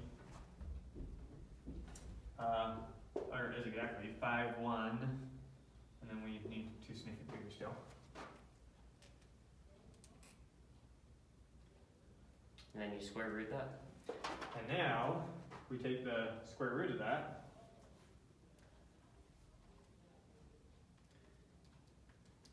and we get, oh, I'm missing significant figures. Oh, when you square it, there's going to be 0, 0 like that. Sorry. That's what happens when I try taking shortcuts on my calculator. Because something like, for example, just pick this number. What's 700 squared? That's 490,000. Oh, I see. Okay. So yeah, I took the square root of definitely the wrong number. Okay. And now we get 714 meters per second. So the root mean square was equal to 714 meters per second. Whereas the average speed was just 700 meters per second. And so they're not the same value. They can be though, right? They can be. Okay. This is the one that we care about. This one is more representative of how much kinetic energy is in the air. So that's the V you would substitute in theory, or formula. Right. Sorry, no. Because this was already the average. But so, when we're trying to be representative of how much kinetic energy is in the air, this is going to be a better approximation than this is. If I assume that all the atoms are moving this fast, then I calculate the kinetic energy. It's going to be closer to the actual kinetic energy here than if I assumed all the atoms were moving this fast and calculate the kinetic energy. Because it has to be mv squared. Because it's going to be squared. Oh, I see. You see what I'm saying? Yeah. And so this is more representative of how fast the air is moving. That's pretty cool. Gives us a better sense of how the air feels, because we care about how warm it is. Oh, This speed is more representative of that fact. okay. Okay. Or another way to say it is, if we had these 5 atoms moving like this, or we had a gas, and 1/5 the atoms were moving this way, 1/5 this way, 1/5 this way, 1/5 this way, 1/5 this way, and we stuck our hand in there and wanted to know the temperature, we'd be better off using this as the speed of all the atoms than this as the speed of all the atoms. Yes. Okay. So that's the important point there. Okay. Now, in all this, we've yet to talk about the fact that atoms actually collide as they go through the air. So that's going to be the next topic that we talk about, is the fact that you actually have collisions with atoms. And so how can we talk about collisions? That's a good question. And we can only talk about collisions in a simplified way, and then when I give you the generalized answer, it only changes a little bit. Okay. So here's what we're going to do in a very simplified way. First off, our first simplification, we're going to assume every atom, every molecule is just a little ball. Okay. Right? Mm-hmm. So that's one approximation that we're going to make. So here's our atom moving through the air, and it has some radius r. We can't assume it's just a point size, because points never hit each other. Yes. So now we need to actually take account of the size of the atom, or the molecule. You with me? Yes. So I'm going to take this thing and I'm going to assume it's moving, I'm going to pick my x-axis so it's moving directly in the x-axis, right? Mm-hmm. So now I'm going to draw some cylinder. Let me do this to try and not lie with my picture. So some cylinder, goes forward. Here's the end of the cylinder. Okay, so I'm going to assume that over some little interval of time, my atom starts out at this point in the cylinder and ends at this point in the cylinder. Okay. So for some time dt, some small infinitesimal amount of time, then the atom moves from here to here. Mm-hmm. And so the distance it travels in is going to be its velocity times dt, whatever that is. That's how far it travels. Do you ever need to worry about gravity? Not with atoms. I mean, they're moving at thousands of meters per second, and so the gravitational force slowing them down a little bit is completely irrelevant to all the collisions that they're constantly getting into. But maybe can't make that point yet. I was going to explain why helium leaves the atmosphere so much, but why oxygen sticks around. We'll come to that in a second. Anyways, so now I specifically drew this thing, or I tried to draw it, so that the radius of the cylinder was 2r, where r is the radius of this atom. Okay. Now, I'm saying that in this time dt, my atom moves from here to here. It will only hit other atoms if their center is inside this cylinder. If the center of another atom were right there, so another atom were right there, as this thing moves through, it's not going to hit it. Yeah, that makes sense. Since other atoms also have radius r. So if the other atom is inside of here, because I'm assuming that this is moving right down the center of the cylinder. Mm-hmm. So it goes r out in both directions. If another atom's center gets inside of it, then those two are going to overlap. If another atom's center doesn't get inside of it, then they're not going to overlap. Okay. And so they won't collide. Yes. So they only collide if the atom's center gets inside that cylinder over this small interval of time. You with me? Mm-hmm. Here's the oversimplification that we're going to make, and then I'll give the correction later, Okay. because we can't do it with the correction. The oversimplification I'm going to make is, in this time interval dt, this is the only atom moving. We're going to pretend every other atom is holding still to see how many collisions happen. Okay. Gotcha. Okay. So, let's see. How can I best say this? So, it's going to collide with all the atoms that happen to be occupying this volume. Right? Yeah. We'll say that an atom is wherever its center is. And so if an atom's center is in here, then we'll say that the atom is in here. In that case, it will collide with it. Okay. Okay. That's how we're going to say this. So, how many atoms are going to be inside of this volume? How would we calculate that? It is going to be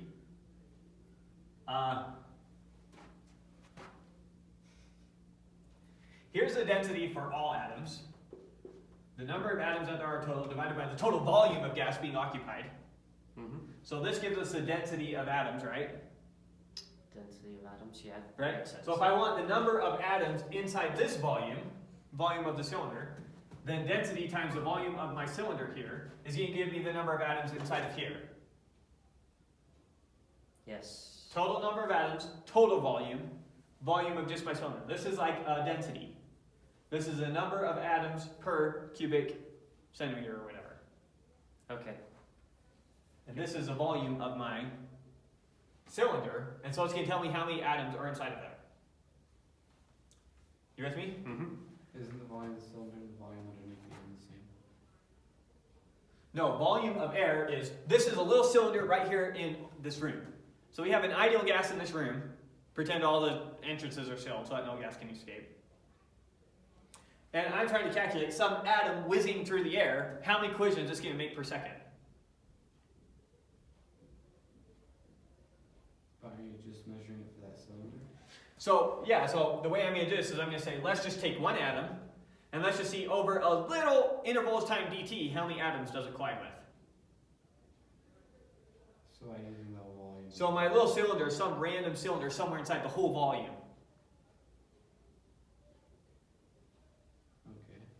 Because if my volume gets smaller, and the number of atoms stays constant, then we're more likely to have atoms inside my little cylinder. Okay. So I'm going to use dn for the number of atoms in the cylinder. Okay? Number of atoms. Okay. Yeah, because dn, it's going to be number of collisions per something. Yeah. Per second is how this is ultimately going to come out. Okay, so we're good with this, right? Mm-hmm. Okay, that's the hard part, wrap your head around that, I think. So now dn is equal to the volume of our cylinder. We can figure that out. That's the area of the base times the width. The area of the base is 4 pi r squared. Pi r squared, but r is 2r. So that's where the 4 comes from. Oh, I see it. So 4 pi r squared times the length here, times v dt. V here is a velocity, so let me try and keep that clear. Velocity dt times the number of atoms over the volume. Maybe write that v bigger to make it clear to volume.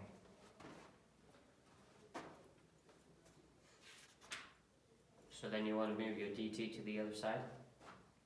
Yeah, so our number of collisions per second, or per unit time, not per second, our number of collisions per unit time then is equal to 4 pi r squared times velocity times n all over the volume. Right? Mm-hmm. And now what I want to know is I want to know the time that it takes. What I'm looking for is the average time before a single collision. So this gives me the number of collisions per unit time. I want to know the time associated with how long it will be before the atom collides with this, before a single collision happens. How do you do that then? So I want to know when dn is 1. When dn is 1? dn is our number of collisions. So the first collision? Okay. Yeah. So when dn is 1, we're looking for the associated t when dn is 1 is equal to 4 pi r squared times our velocity times n over the volume. Flip the reciprocal to get our time. So time is equal to volume divided by 4 pi r squared times the velocity times the number of atoms. And this is your average time between collisions. Can't you just And they write out put the volume? subscript. Oh,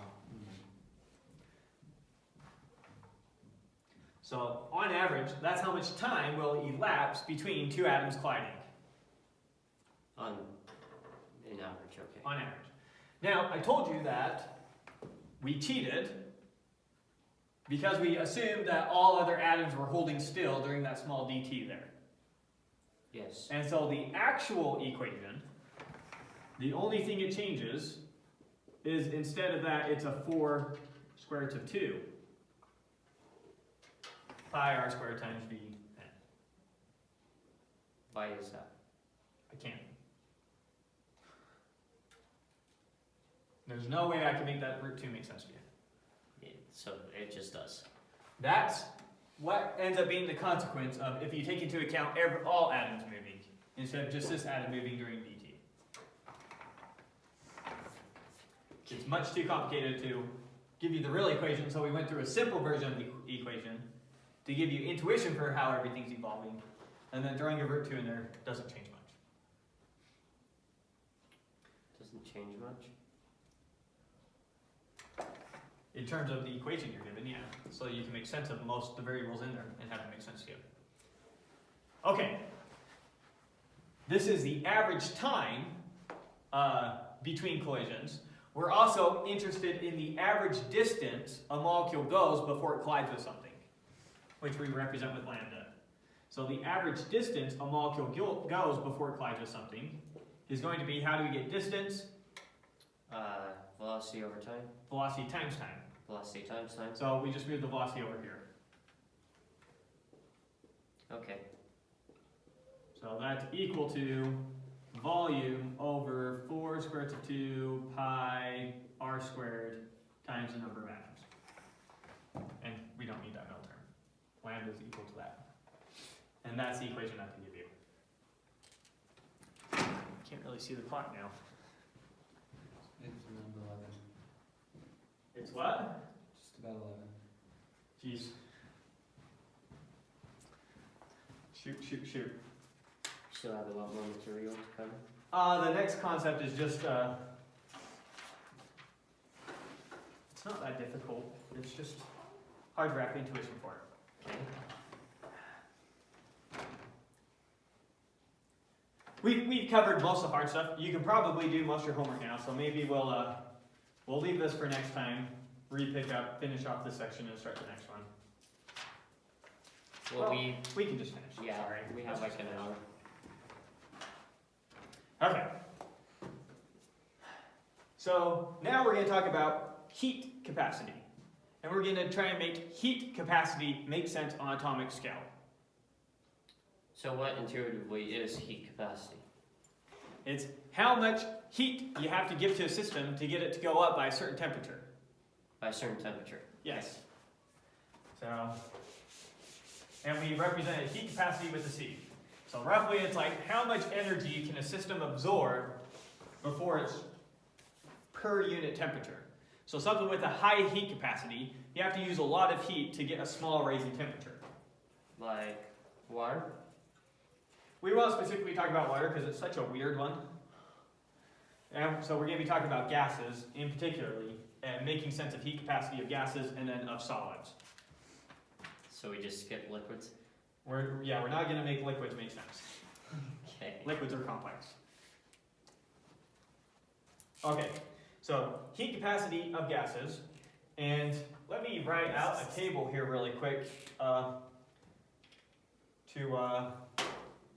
give us a sense of some of these that the author has. It's just worth seeing to help you make sense of it.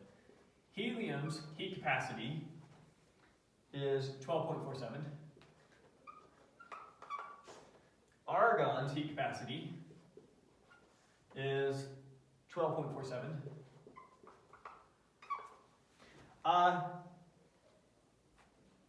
Molar heat capacity. Hydrogen gases heat capacity, which is H2, two hydrogen atoms, is 20.42. Nitrogen's heat capacity is 20.76. Oxygen's heat capacity is 20.85.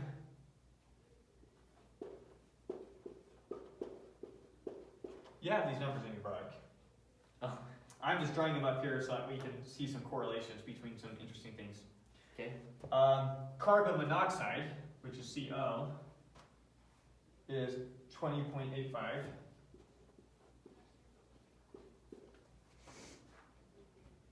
And then carbon dioxide is 28.46.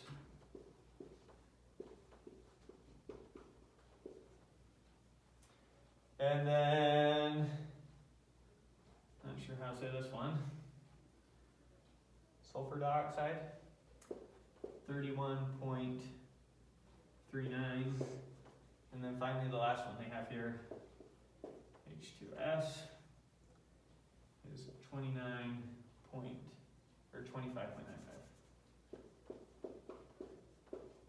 Okay.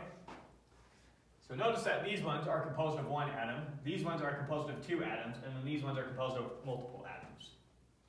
Yes. Oops, that's also two atoms. And you'll notice the similarity between the one atoms are basically the same, the two atoms are basically the same, and the solids are basically the same. And you might not remember, but when we talked about the heat, and the ones with three atoms are basically the same. And you might not remember, but when we talked about the heat capacity of a bunch of physical objects, when we first talked about heat capacity, we noticed that a lot of solids had close to the same heat capacity, and it was roughly, I don't remember exactly what it was roughly 25. So then we noticed from previous chapters that for a bunch of solids, they seem to be around the 25 mark. Okay. So those are some empirical facts that we happen to notice. Okay. All right, so now let's try and make sense out of this from a more atomic scale. So back to KTR So our total transitional kinetic energy was equal to, the equation we had there was NR. 3/2 nRT. Capital N or lowercase n? Lower. Lowercase, because, yeah, capital R, duh. Okay, T. Right? Mm-hmm. So now, if we get infinitesimal change in our transitional kinetic energy, that's going to be 3/2 nR. That's going to be associated with an infinitesimal change in temperature, or our infinitesimal change in kinetic energy with respect to temperature is then going to be 3/2 nR. Which is a constant. Well, we'll be making a substitution here in a second, because we need to introduce heat into this equation. So going back to our heat equation, which used our heat capacities, our heat equation was Q is equal to N times C times T, or times delta T, sorry. So I'll maybe say it like this: dq times dt.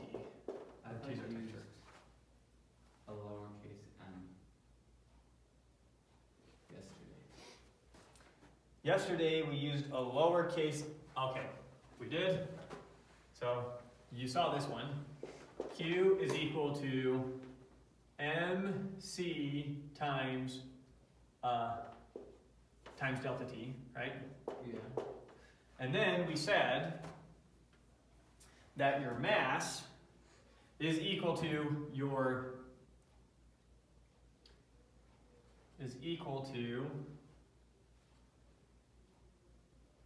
let me think for a second, m divided by na.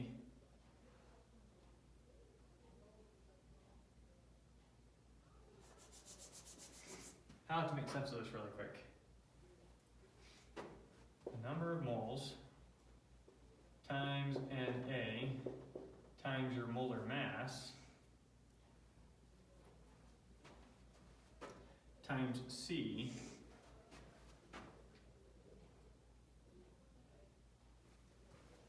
okay, here's how we did it. Times dt is equal to Q. So notice that we could also then have this equation. So your mass is going to be your molar mass, right? Yes. Times how many atoms you have. This is how many moles you have, that's a mole, so this is how many atoms you have, times your molar mass. Oh, wait, that's not right. You gave us an equation like Sorry. that. That's not right. No, your N times your molar mass.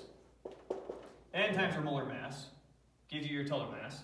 Your molar mass is mass per mole. Yeah, times the So number this is of your moles. mass per mole, this is N, this is C, little c. We defined a new C, big C, capital C, and we defined capital C to be your molar mass times your specific heat. Is this C calories? No, What's Constants. this C?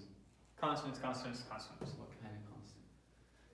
So this little c was roughly 4,000 for water. This is how many joules it takes to get 1 temperature change, 1 degree change for 1 kilogram of mass. So it is calories. No, this is calories. Q is calories. Q is energy. Q is heat. So what's C? C is a constant. It depends on your material. Let's go back and make sense of this again. The amount, so this is your change in temperature for some quantity of heat. Mm-hmm. The more heat you had, the more the temperature goes up. Right? Yeah. But to get the same change in temperature, if you add more mass, you also need more heat. If I double the mass, I double the heat to get the same change in temperature. Okay. And then the C here just depends on the material you're now talking about. Still has a small c, That's right. water has a big C. Uh-huh. Okay, perfect. Now this is a rewriting this equation. Yes. Your mass is your molar mass times how many moles you have. This is mass per mole times moles gives me mass. Where this little c is still that little c. Okay. You with me? Now, since this little c depends on what material we're talking about, depends on if you're talking about water or still or whatever, and your molar mass depends on what material you're talking about, we can combine the product of these two into a new constant called capital C, since it still just depends on the material. Yes.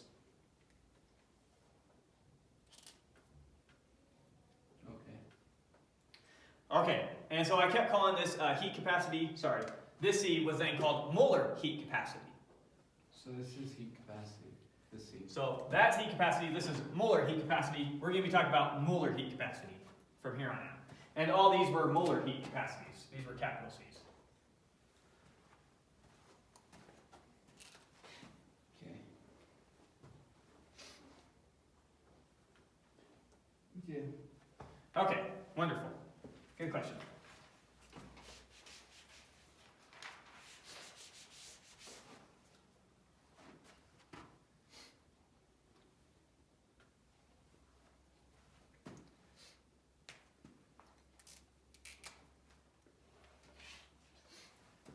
Ready to continue?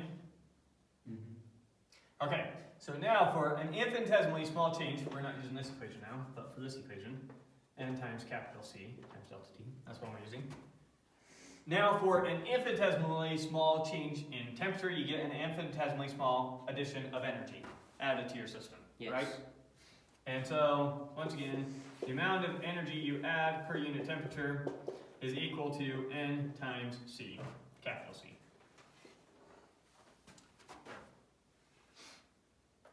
Ew, I don't like that I wrote it that way.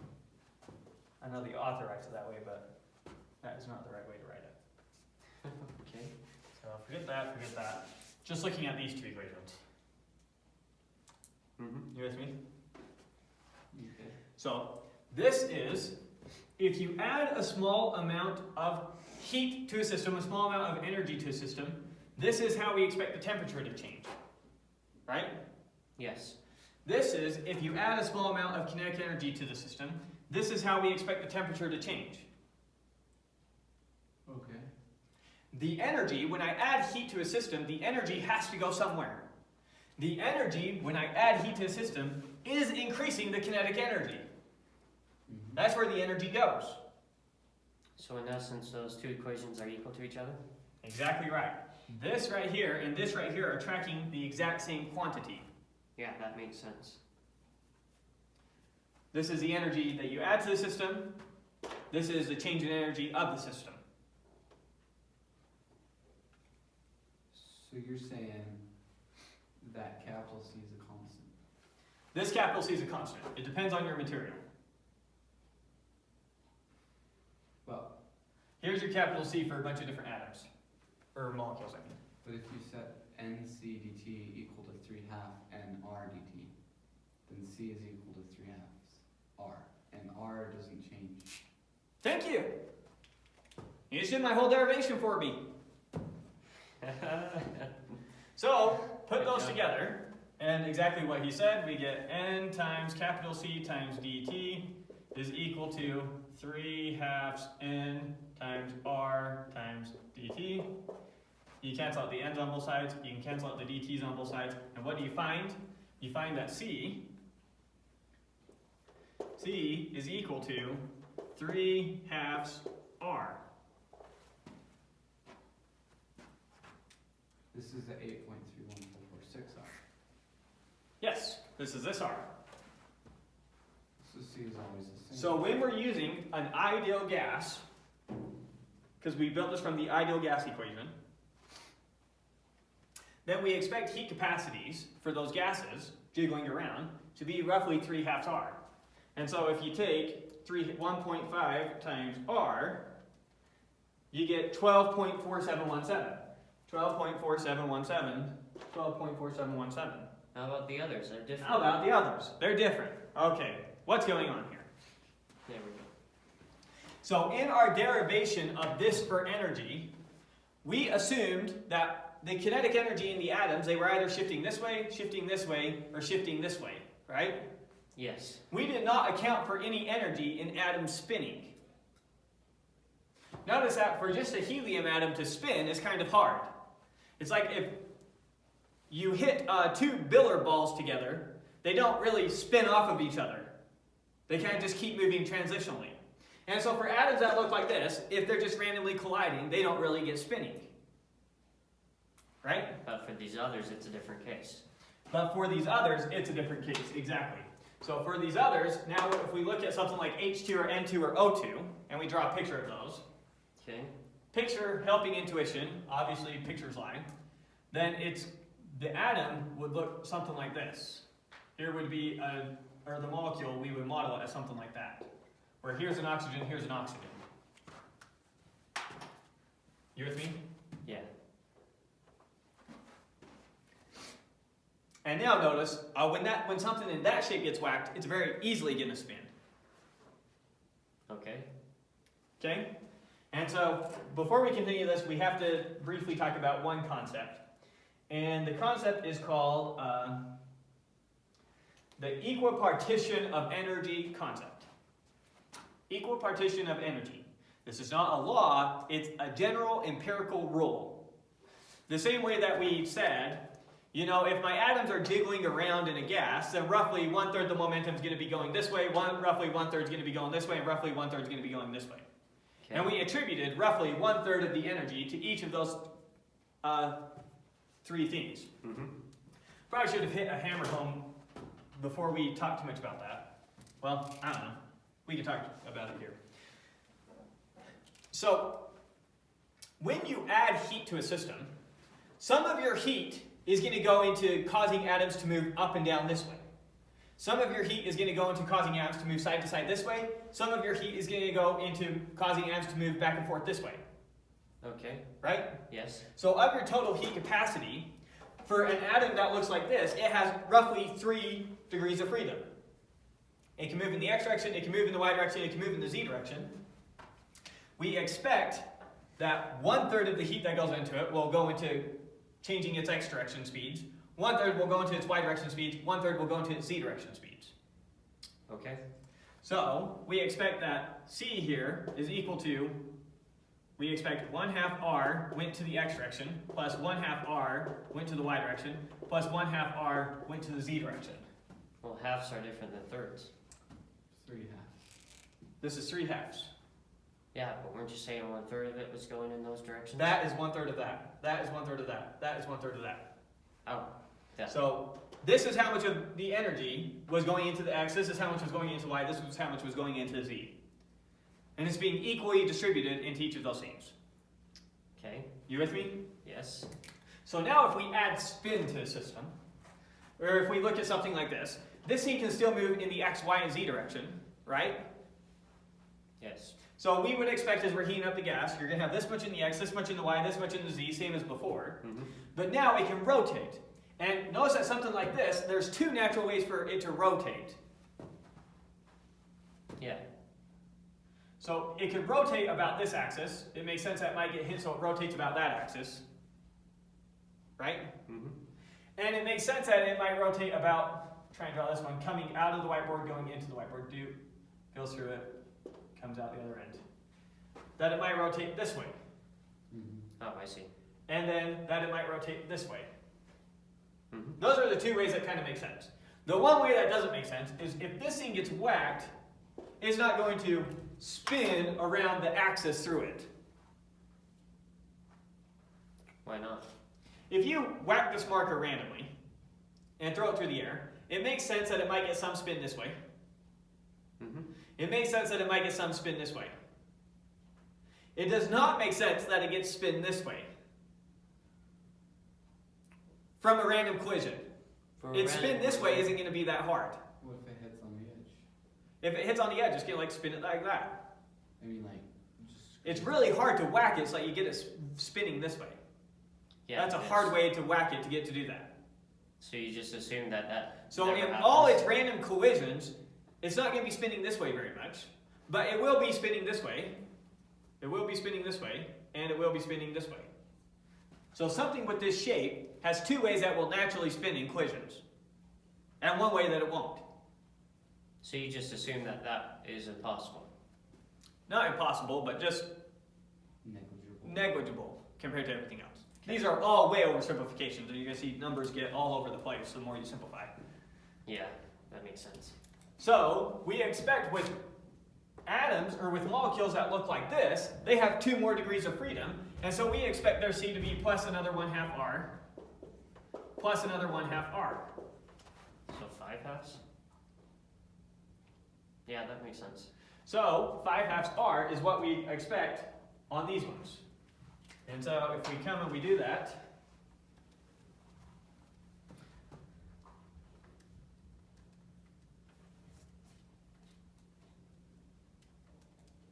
we get 20.78 is what 5/2 is. So 20.78, 20.78, 20.78, 20.78. Again, not perfect, but pretty darn good approximations. Yeah.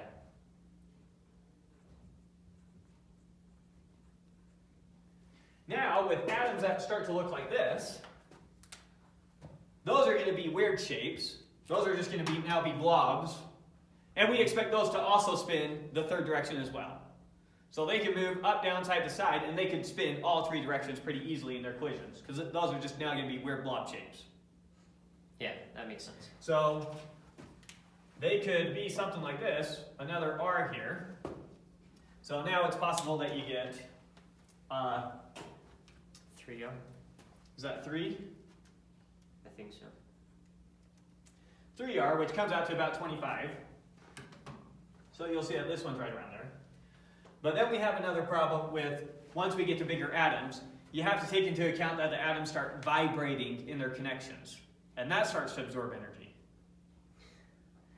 Right? So our model gets ugly real fast. Yes. It's great down here. It's still pretty nice down here. We'll be okay with a few of these, but pretty soon we're going to get messy. So you just give up after that, and you're like, we don't use it anymore?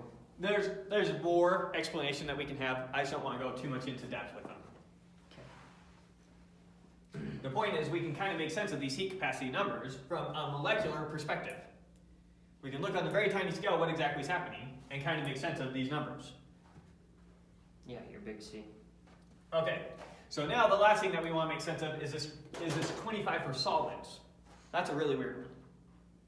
Okay. So far, all these other ones, these were gases. Mm-hmm. So did as much with gases as we're going to do. The author will give a little bit more explanation than I will, and he has a cool chart worth looking into that I don't want to rationalize for you right now. But if you read your book, you'll learn more than if you just listen to me. Okay. Big surprise, I know. Crazy. Okay, so now when we think about a solid, a good picture to yourself of what a solid roughly looks like is we think about a lattice of atoms connected by springs. Roughly, that's how you think about zooming in on a solid. So it's like we have an atom here, and then some spring connecting it to the next atom here, and then some spring connecting it to the next atom here, and it's just a big lattice of this.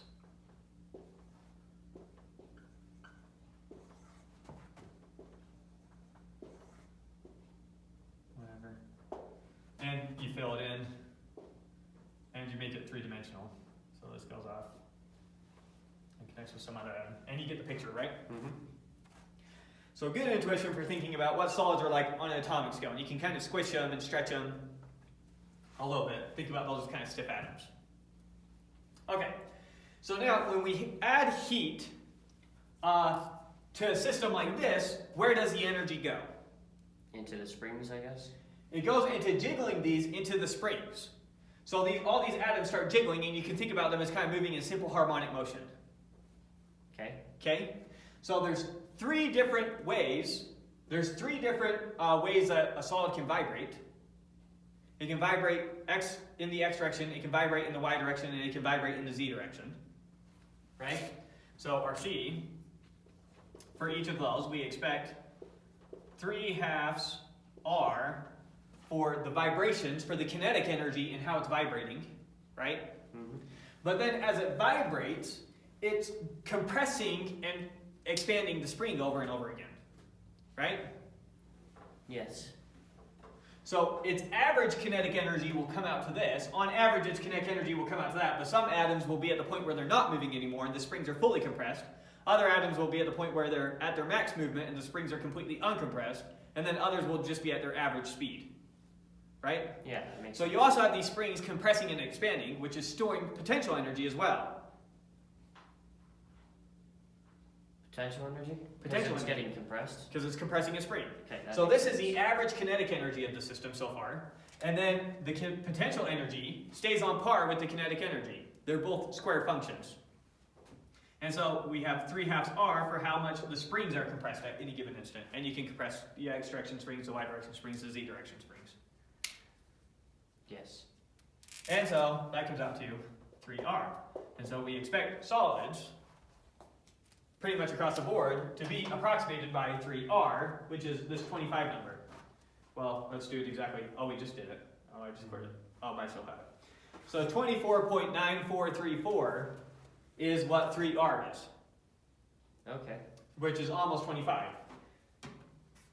And so I think the author just listed a few more out for us on the table. No, he didn't. He shows for some solids, here's 3r, here's the heat capacity for a bunch of solids, and you see that they get closer and closer to 3r as temperature goes up. It becomes a better and better approximation. So it's a terrible approximation close to absolute zero because nothing's happening, but it becomes a better approximation as they get closer and closer. It's a good approximation with lead and aluminum, worse with silicon. It's not a good approximation with diamond. So again, this is a stupid simple model. We don't expect it to work across the board. Gotcha. It just matches well with a lot of materials, surprisingly. And it's obvious that we don't expect this to be too perfect because we weren't very rigorous in how we derived any of this stuff. We just said, basically we expect equal amounts of energy to go into everything. 6 degrees of freedom, so 6 times 1/2 r, 3r. Which is essentially what we did. Okay. Phases of matter and a triple point and a critical point. Let's talk about those, and then this will be the last thing.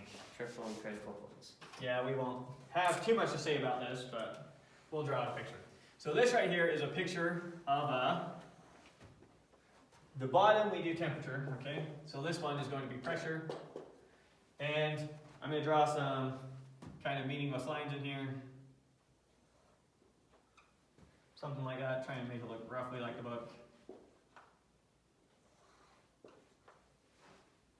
No, this one goes on forever. Okay. And then write some words in here. Solid, Oh, I remember this. liquid, gas.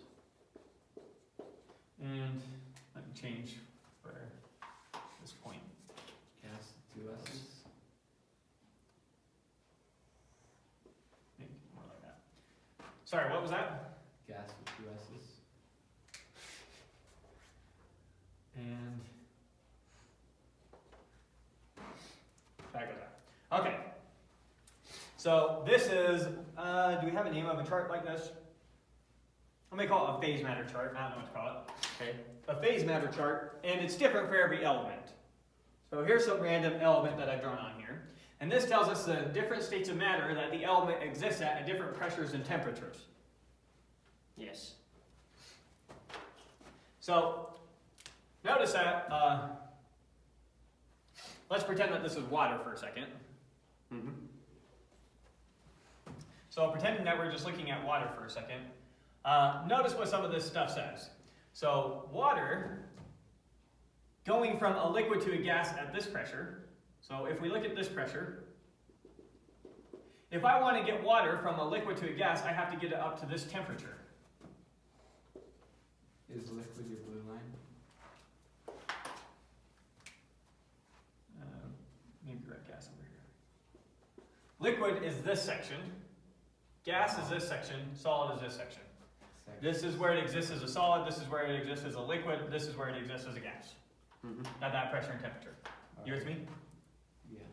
So, draw that line not so terrible. Try it one more time. So let's say that this is where you are in the atmosphere. You're at a point where the pressure is 1 atm, we'll say is right there. You with me? Then this temperature right here is 0 degrees Celsius, and this temperature right here is 100 degrees Celsius. Good so far? Yep. Now, notice what this says. This says, so the boiling point of water at one temperature is 100 degrees Celsius, but what if we lowered our pressure? Notice that if I lowered my pressure down here, then my freezing point on water and my boiling point on water are now lower. Yeah. And so at higher altitudes, you can actually boil water at lower temperatures. That's right. Because there's less pressure. Mm-hmm. And this should make intuitive sense for a second. What does it mean to boil water? It means to get water molecules to overcome their bonds to each other and break off. Yes. And the more pressure there is on them, the more stuff there is pushing them together. And so the more temperature, the more you have to jiggle them to get them to finally break those bonds. And as I get rid of the pressure, it's easier and easier for the water to break its bonds. Yeah, that makes sense. So at super low pressures, when you're like almost out in space, it'd be real easy to boil water. It'd be real easy to get to break its chemical bonds. Yeah, right? That makes sense. So as you cross from here to here, these are our phase shifts that we calculated last time. Here's water going from a solid to a liquid, here's water going from a liquid to a gas, etc. Okay, so this point right here, well, we'll start at this point. This point right here is called the triple point. Yep.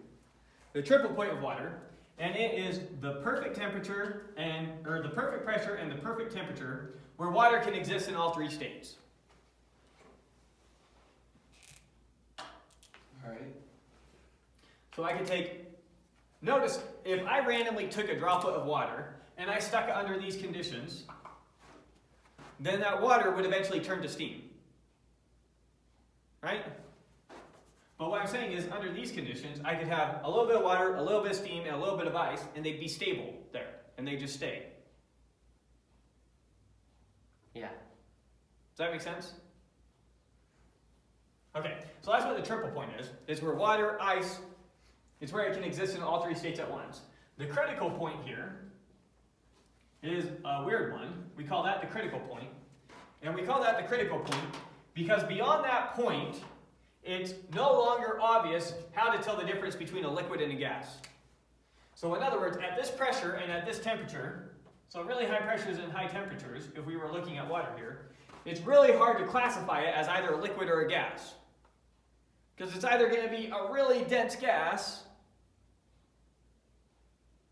or a really flowing liquid. I don't know how to call it. And so in areas around here, it becomes harder and harder to tell, is this thing a liquid or a gas?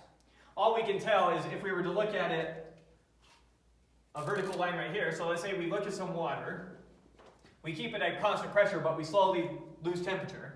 There's going to be a point where it's obviously gas. Then there's going to be some fuzzy area where we're not sure if it's a liquid or a gas anymore. And then there'll be a point again, okay, yep, it's for sure a liquid. And then it's for sure an ice as we lower the temperature. Yeah. Does that make sense? Mm-hmm. So that's why the critical point is there, and that's what the triple point is. Okay, and that covers it. Okay. Whew.